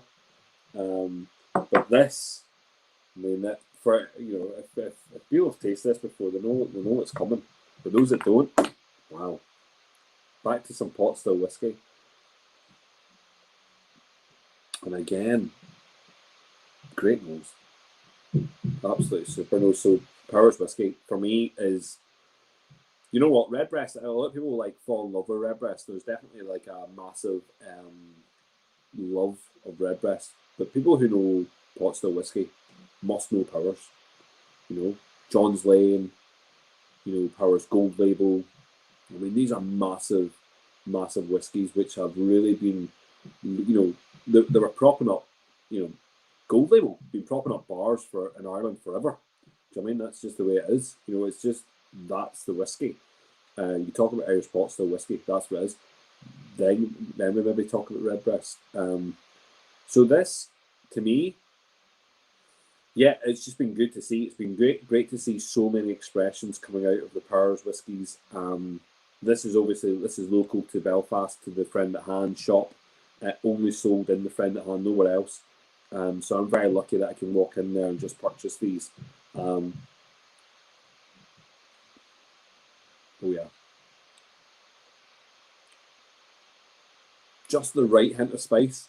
So like, yeah, it's a common spice. It's not like burning up my mouth.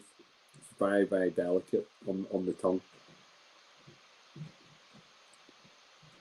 Oh, and again, chunky fruit, big bold fruit flavors coming in there, and it is that, green fruit. Yeah, very green. Oh, there's banana in there. That's great. There's apples, yes, and more of a baking apple than anything else. But then there's that banana. There's a hint of pineapple.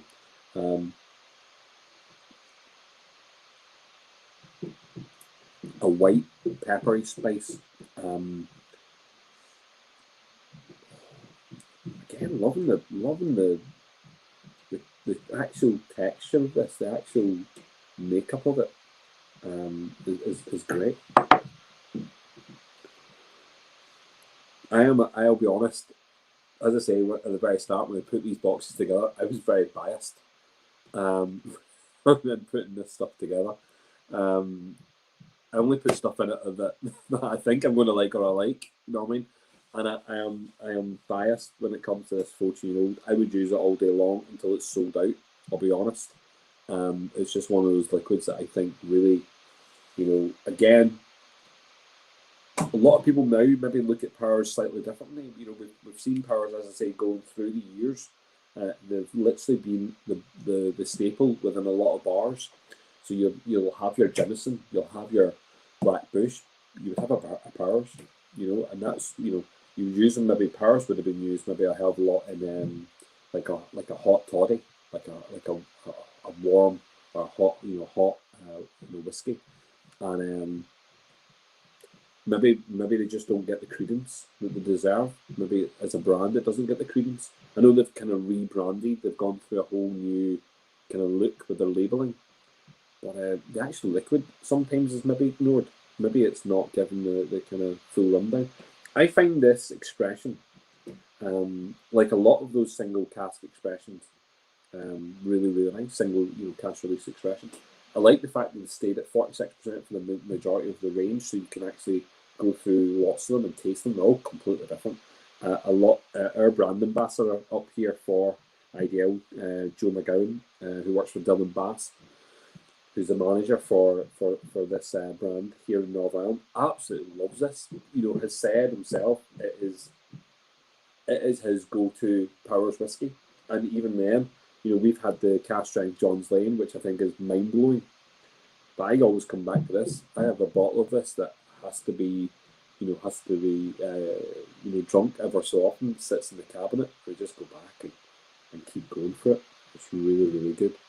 I know that for most of you, this will be the first time you've tasted it, and it would be nice to hear what people's thoughts and opinions are of it, because it is really. Oh, do you know what? For me, I'm just being biased now. I just really like it, and there's not a damp note in it. There's not a bad taste to it. Do you know what cask it was in? Is it just bourbon cask or? Just bourbon cask. Yeah. Wow. I know. Yeah. Very surprising, isn't it? It tastes more like other things, but not just only bourbon. Yeah, only bourbon cask, and it's to me there's just so much, like, it's not overly alcoholic, that 46%, but there's a warmth to it. Out of all these whiskies we've tasted so far, that Redbreast cask strength, really punchy, gives you that punching, with the whiskey, punching with the alcohol. This is the only other one which I think goes down, all the way down, and creates that warmth. If you were to go back through all these whiskies and take a drink and see what it does to you past your throat, this one, out of all of them, maybe excluding the 12-year-old Redbreast, this one goes into that part of your body, post your throat, and warms your insides. It just creates this level of warmth, which I really like. I love the way it kind of trickles down inside.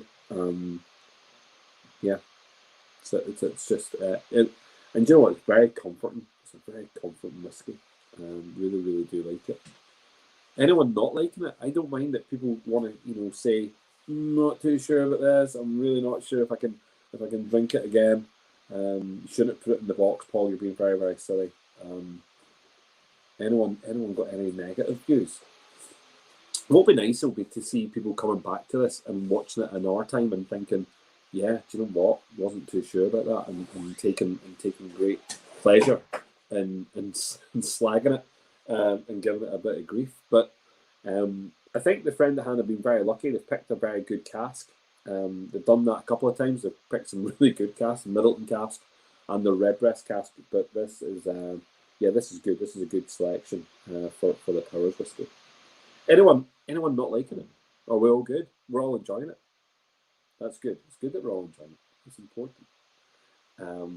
I do think that, and I hope that people have seen, that it's nice to see these pot still expressions. So it's been good, that Redbreast, Red Spot, and now the Powers.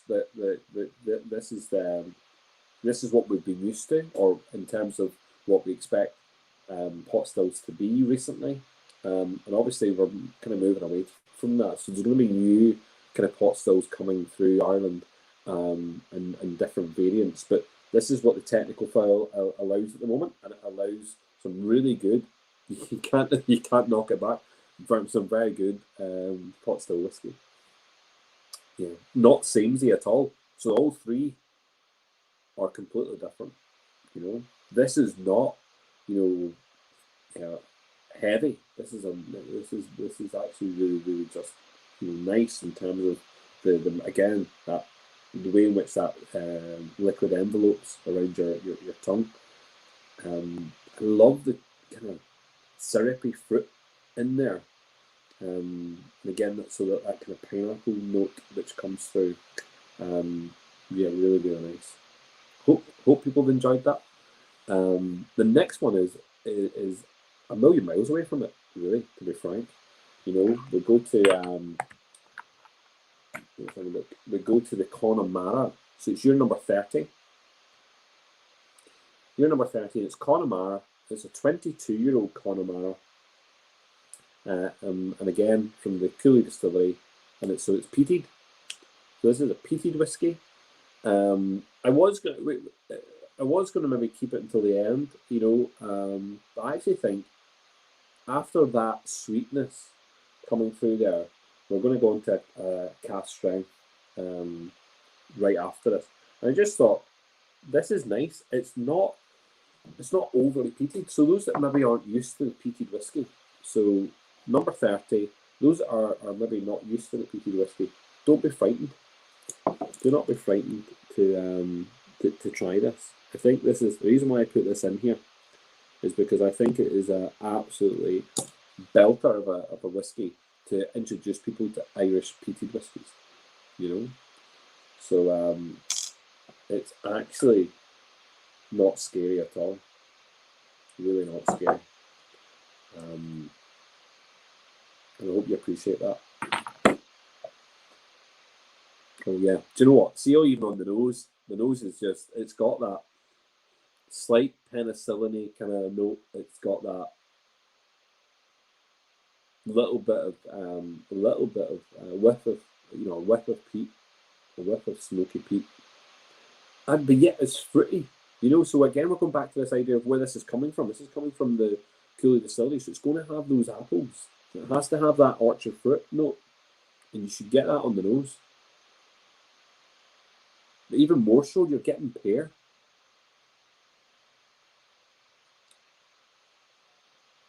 Yep, I really like that.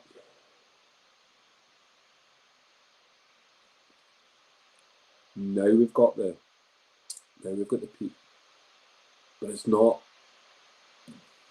licking ashtray peat. It's not like putting your head in the fire peat. We're getting a really sweet smokiness, really sweet peat, which is just lifting at the front of the mouth. Oh my God, does not do what we expect from most Scottish peated whiskies, which is burn and carry all the way through and create that smokiness at the back.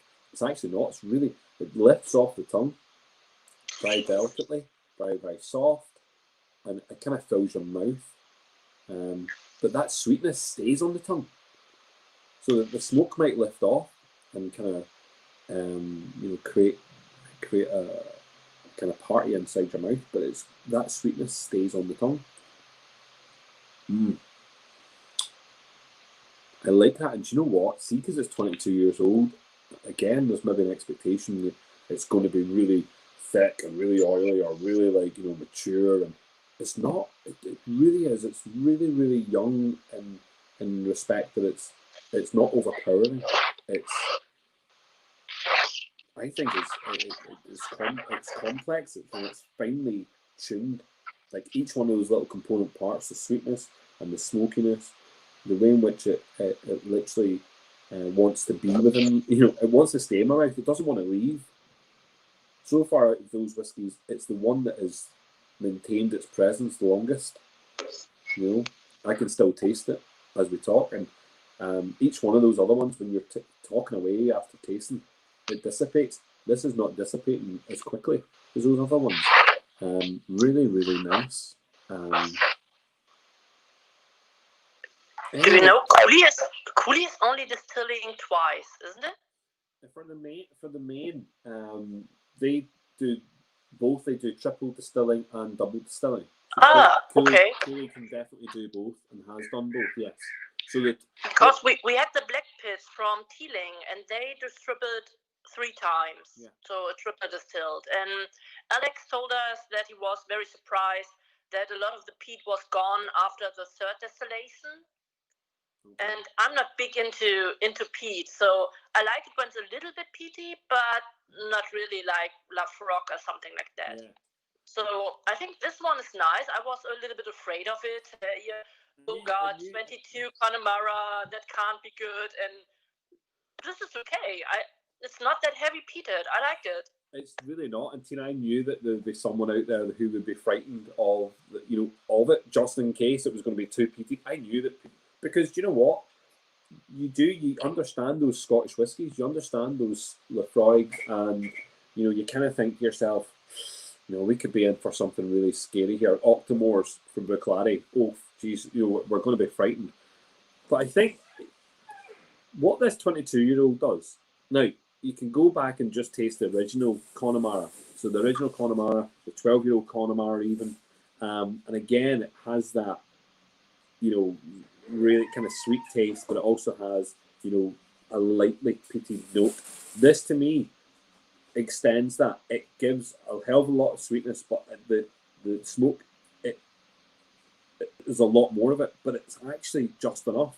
There's enough just to stop, within your mouth, without it overly complicated. It doesn't come back out through the nose as much. It doesn't go down the throat and really cause that smokiness that we definitely get from the peated Scotch whiskies. Really well balanced. I find it hard to fault the 22-year-old. Sometimes, again, we could talk about price of whiskies, but this is an expensive whiskey. It's not a cheap whiskey. It's not something that you can just go and pick up in the shop. It's an expensive bottle of whiskey. I think actually in the majority of places it's now sold out. I'm not sure if they've stopped the run of it. I'm not 100% sure of that. But I do know that it comes in around between 150 and 250 pounds a bottle. Very expensive. But it is really, to me, I think for 22-year-old Irish whiskey, I think it's nearly one of the best priced whiskies, for this age statement. It really is good. And again, I've not found many people who dislike it.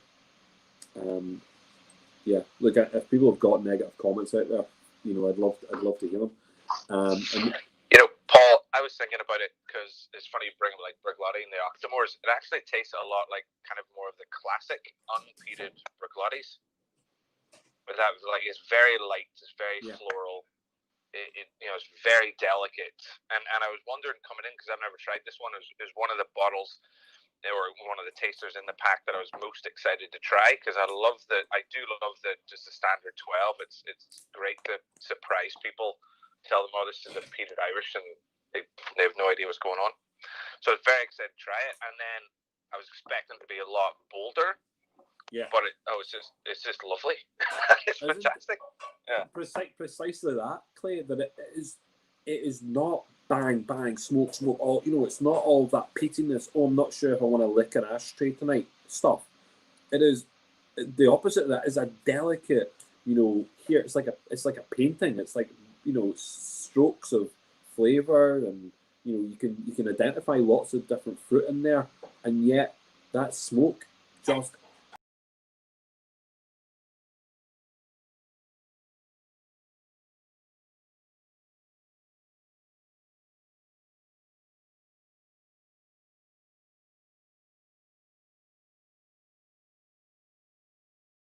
what it's doing. I think my internet connection went there for 2 seconds. But yeah, no, Clay, I'm glad. I take it is that something you would go back to? Would you go back to this again? Would you try and drink it again? I mean, I don't know what the price point is out here in California. It's probably pretty hefty, but it's definitely a bottle, like a special bottle you want to keep and Clay, having, Clay, what you might find out in California, interestingly enough, as I say, I think it's been sold out, and I don't think it's gone back into stock, or it hasn't in the places that you would expect it to be back in stock. It's not in those places that have had it here. The price point has slightly gone a little bit higher. But what I think you might find in some places where they have this bottle, it might be at the original retail price. And I think the original retail price on this was close to £129. I think. So that's fantastic for a 22-year single. That's what I'm trying to say. I think the original pricing on this was right. I'm just not sure where you can find it now. There's not that many places that you'll be able to pick this up on.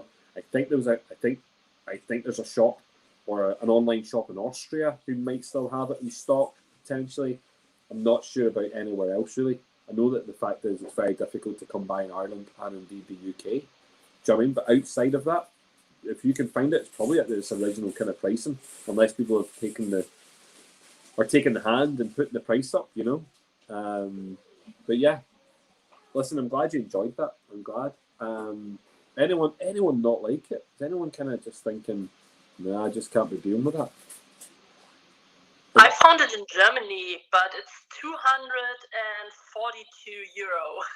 Yeah, so but Tina, that's interesting. So €242 takes it round about that kind of 220 mark here, 215, yeah. 220. So that's actually that's cheaper than what I paid for it.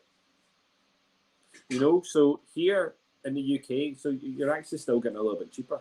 Here in the UK, it's more expensive, But look, good luck if you want to find that. The next one is number 31. You're number 31, which is my number.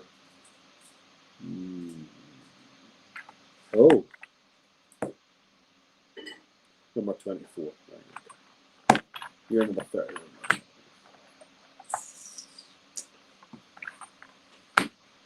Okay.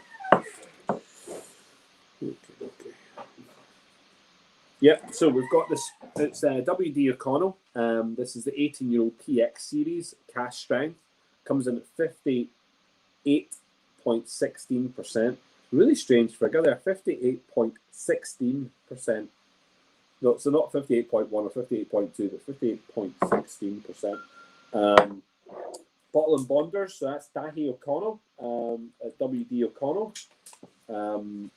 Again, WD O'Connell range. It's now moved on. I think there's like a 12-year-old that recently came out, but this is the original 18-year-old PX series. So we'll just move on to that.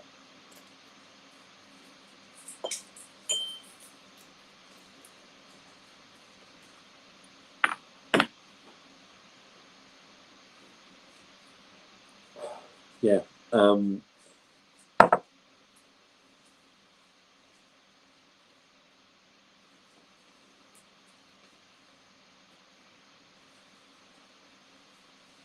So yeah.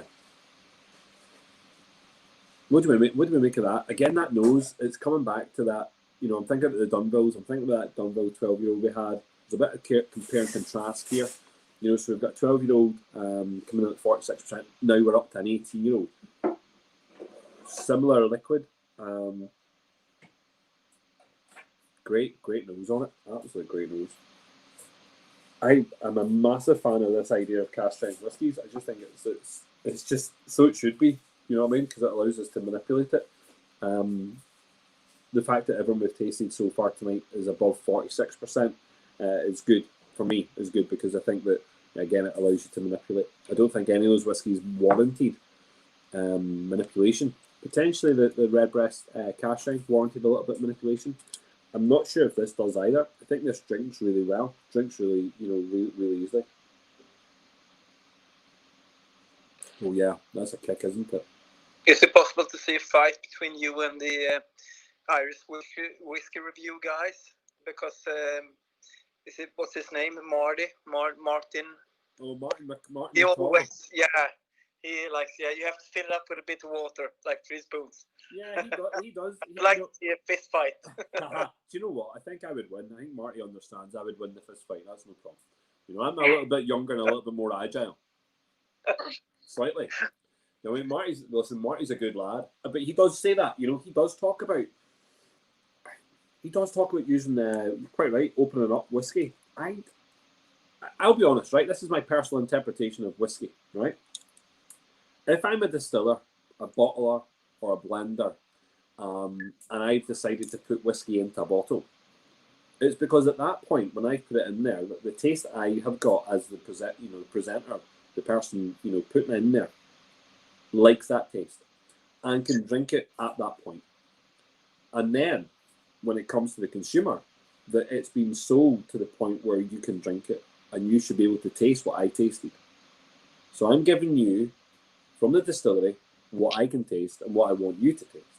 So, they're not made to be manipulated post-production and post-bottling. That's not the point. However, it's each to their own taste. Each to their own. And yeah, I wouldn't stop anyone manipulating it, and I certainly wouldn't criticise anyone for manipulating the whiskey, either using water, ice, or whatever.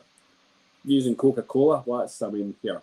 It's illegal, I think. It could be worse. You could be using Buckfast. Yeah, we could be using Buckfast. We could be using anything. But I think in fairness, Paul, I would agree with you. I mean, for me, the way that I look at it, if you are a distiller or you're a bonder, you're producing what you consider to be the optimized version of that particular whiskey. So I think for me, whenever I come into tasting, I want to try it at that fully optimized position. So I want my first impression to be what the distiller, the bonder, considers to be the best possible version. Then, after the effect, it does no harm to kind of have a wee bit of a play around yourself, maybe add a little bit of water, what you want to do, just to kind of, get an idea of what the different variants of that is. But for me, I kind of look at it the same way as I would if I was going into a Michelin-starred restaurant. That is what the chef considers to be the optimized presentation and taste balance of that particular meal. I could add pepper, I could add salt, I could do bits and pieces to it, but for me, for that first impression, I would rather get that off what the distiller, what the expert considers to be the optimized version. Have that as my first impression, develop my first impressions from that, and then after the fact, then experiment rather than kind of assuming that I know better than the distiller. So I think that's how I come with it anyway. I think that's spot on. And you know what? It's a little bit. The analogy of using food. I'm a massive fan of red sauce. Like, I love red sauce. I really do love red sauce. I'm not gonna. As a child, I must have been brought up on red sauce. But I think you don't add red sauce to everything. You just don't. But you could add it to lots of things. So it's a little bit like with the water. Like, whiskey. Sometimes you can add water. It's just not for me. If I cook myself a steak, and I've created everything with it, vegetables and its own little sauce. I don't then, once I've got my plate in front of me and it's got its own condiment, go and find the red sauce and bring it to the table. I don't do that, unless I'm cooking the steak to have with red sauce. And I think that these guys who are putting the whiskey into the bottles are doing so. Yes, unfortunately they've got other agendas, Louise, and maybe it's to do with money, maybe it's to do with liquid, the actual quantity they have. I think we saw that with the JJ Corey lock-in, because yourself, we got to try the cask strength version and we absolutely loved it. Like, we thought that was fantastic. But then whenever it came to the release, they did the slightly watered down version. I know they had some cask strength, but I don't think any of us were particularly big fans of the watered down version, having tried the cask strength version of that. So Exactly, and that surely that is, yeah. Well, that's it. They might have their agenda, and maybe that's the reason why they put it in at 40% or whatever. But even at 40%, whiskies that are at 40%, when we start to manipulate them, and I know that Marty McCauley, he has done in the past, he has manipulated the 40% whiskey. And I'm like, well, once we put the water in there, Marty, it's no longer whiskey. It's well, it's not classed as whiskey. It's still, for us, it's still whiskey, but it's not whiskey. It's kind of lost that. And I think that most of these, so tonight, when we're looking at this, or this afternoon, when we're looking at this, everyone's over 46%. Adding drops of water will not take it below 40%, not straight away. So adding little drops will not ruin the experience of whiskey. It will change the textures of the whiskey. It will taste the flavour profile of the whiskey. And yes, for some, in terms of the alcohol content, we'll bring that down slightly. We'll make it a little bit easier. But no, and going back to Robert's point, look, I would drive the scary road to to fight Marty again. Not a bar. I think he's actually coming on. He's on with me during this week at some point. He's going to be on. We're going to be doing some tasting, I think. Hopefully, I had him on. Last. I think it was last week for Whiskey Club. Just to say thanks, because he presented really well during the festival, and again this year, coming 2021 when we have our Whiskey Week again, that he'll be doing some of our tours with the Whiskey Week. So he'll be doing some tours to the distilleries. He's a good lad. He is good, Robert. He's good fun, isn't he? I have a lot of time for Marty. Good crack, like. It's very good, very good. He is, and I like all his wee snippets. He's always got wee snippets, that wee bits of information, which is good fun, and I like that. He's definitely got that to his bow. What do we make? What do we make of this then? I mean, this is punchy, isn't it? This is big and bold, and really it takes you to another place. I mean, so far we've had what I think are really quality whiskies throughout, but this is something. This is mammoth, in terms of its taste. There's a massive amount going on straight away, and a hell of a lot of alcohol, which really, hits you full on. And Paul is still very drinkable. Do you know where he got whiskey? Sorry, Clay first. Yes, it is really drinkable. 100% really drinkable. I would normally, if I'm over 55, I'm immediately going to try it as is, but my first thought is but the water is going to come. I'm going to add the water. Like Lou was saying, it's I want to try it as they've given it. But if I'm over 55, I'm probably thinking, I will want water just to open it up a little. But I tried that 58. I was like, that's actually, that's fantastic for 58. I put a wee bit of water in afterwards, but no, that's a solid glass at 58. Very nice. Isn't it just? It really is. And Tina, answering your question, it's from either Bushmills or Cooley, but I think that's not the answer you need.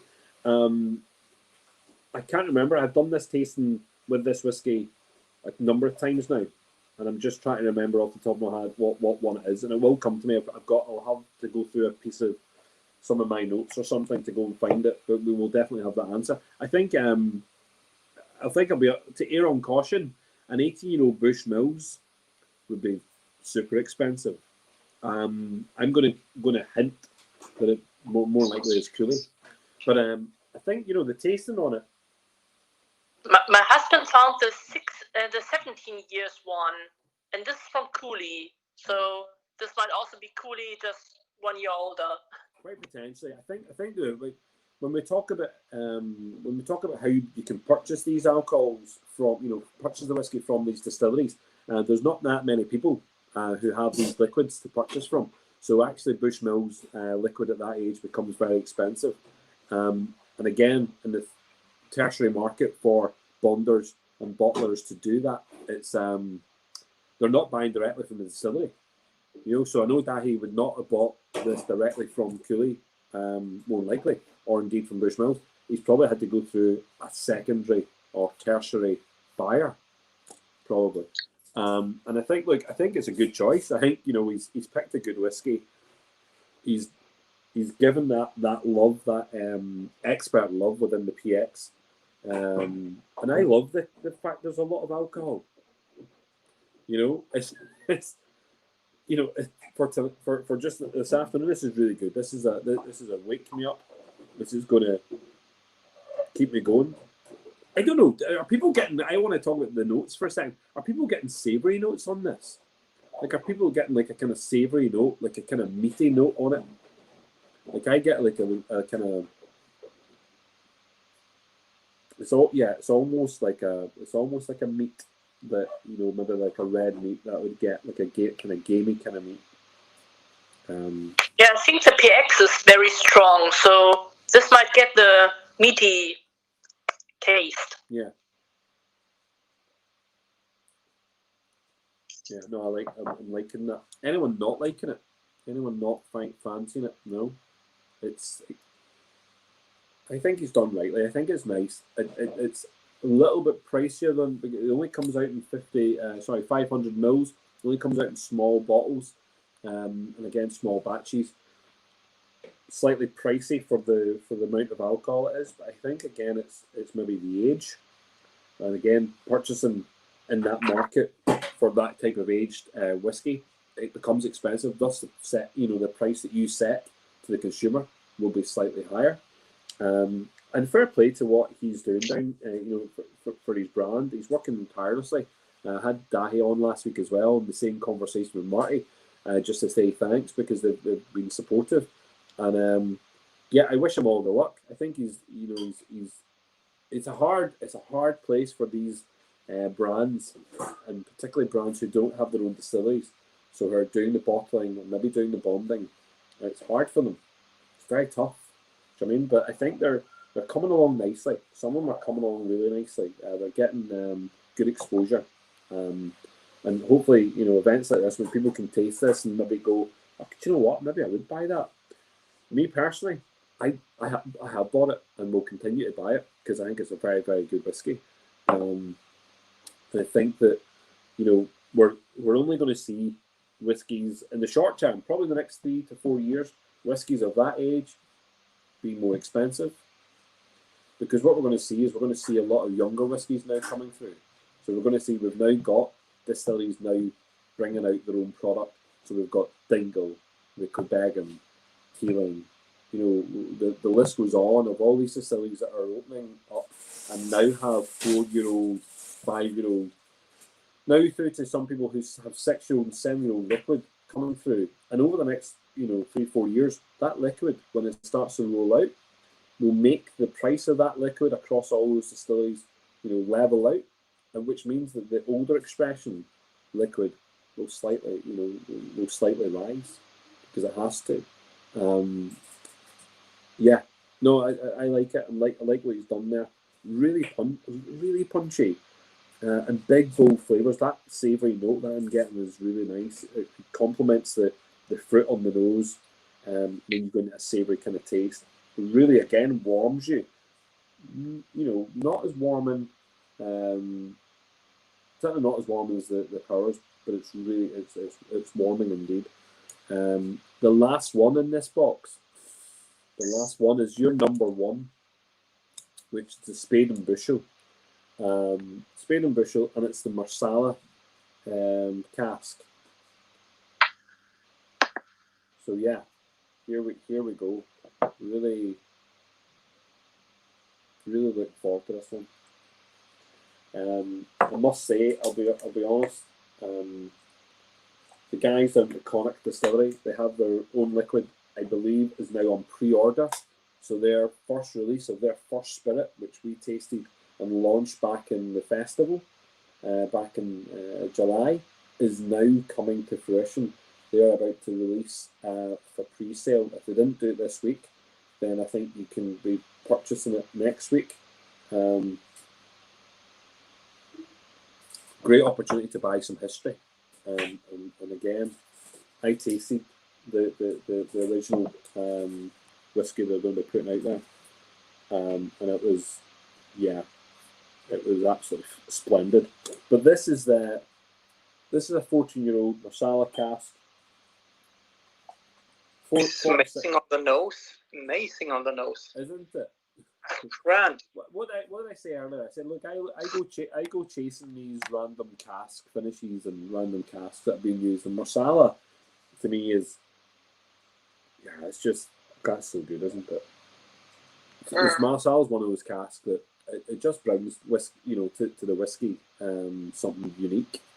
But look, we're used to this bourbon, bourbon casks constantly, and that's good. And then the sherry casks has been a massive contributor to Irish whiskey specific, but whiskey in general.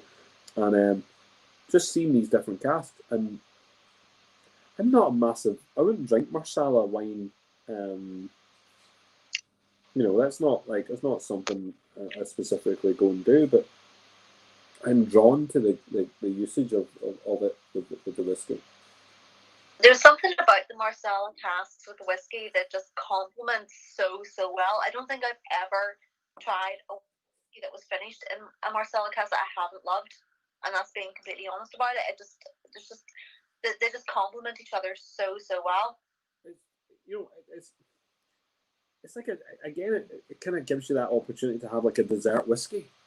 Yeah. We're gonna, I can have my meal, and at the very end of each course, I could probably drink this. It definitely complements food very, very well. It sips well. This is at 46%. It sips very well. You could definitely go back to that. But those flavors they're just huge, overly complex. And the smell, you can bury your nose in there for a long time and go looking for those little flavors, but the taste is. Do you know what? It actually lasts a little bit longer than I thought it was going to be. And again, maybe not as much as the Connemara, how it kind of lasted a little bit longer. I like that, and it's got a warmth to it as well. I just think you're going back. I think if I went back to. I think I had this whiskey the first time at the Belfast Whiskey Week. Right, you had a sample from Connacht. Yeah, and after that, I waited that it came out here in Germany. So David is, I think, connected to Mareike from Irish Whiskey DA. So it came quite quickly here to Germany. So I bought a bottle of them right away, and I'm pleased to see it at a lot of whiskey tastings online. You have this one at the end of it. So it's a special whiskey at the end of the tasting. Yeah. So I really like it. Oh, thank you, Tina. No, I do really like it. I just had to go back and nose the 15-year-old bit. I mean, look, there's a bit of, hopefully in all of these tastings, but most of the tastings that I do, Tina, there's a bit of continuity. We have we kind of stepped through there. We went single malt pot still, single malt pot still. We're having a wee bit of continuity, a wee bit of a story, a wee bit of a flow with those whiskies. And again, we should be able to reference points. So we can reference the WD O'Connell with the Dunvilles. We can reference point the Marsala here with the red spot. And that, Marsala influence in there as well. I'm just smelling it. There's some similarities even on the nose, even though one's a pot still and one's a malt. Interesting. But listen, I really enjoy that.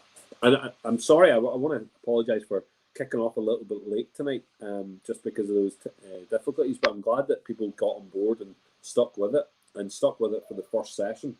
I've got another 9 of these to do. We've got another one tonight, and then we've got every day. There's at least one, maybe 2 tastings, but good fun. Great to see people. I just want people. I'll be honest. I just wanted people throughout this period, because I knew that people were going to be stuck at home. I knew that people were going to be lockdowns all over the world. People are just not having a great time of it. It's just not been fun. And I thought, if we can get whiskey out to people at cost price, to the point where it is literally just the cost of the bottles and pouring it and making it, those measures, let's do that. Let's not muck about. Let's have a bit of fun. yeah, I'm just glad I could spread a little bit of cheer to some people. So what's more important is that you all made me very happy by turning up. That was good. I could have been here and people not be here. I've got some people saying hi, and also it was nice. Yes, Juan from Argentina, excellent. Thank you very much. Glad you're here, and hopefully you've been joining us and drinking, and hopefully you can hear me okay. But look, even though we've done the tasting here live, it's going to it's on the Facebook and it's on the YouTube channels, and people can go back to it and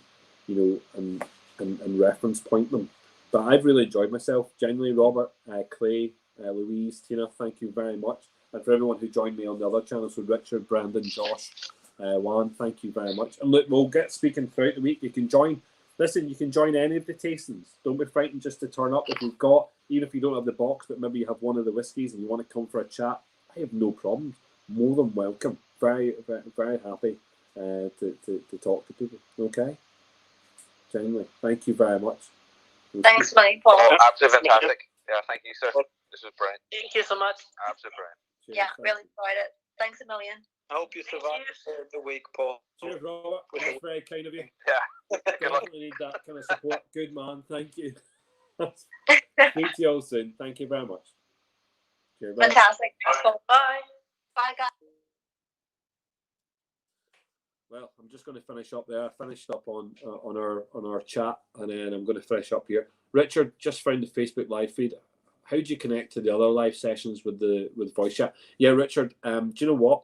See if I've not sent you a message already, message me just now. I'll send you the message with the link, and everyone can join the live chat also. I would have tried harder to see comments coming through, but yeah, I think that that live chat we're using, which is Teams, we're using Teams just now. Hopefully you can hear that as well. And yeah, look, Richard, I'll do it.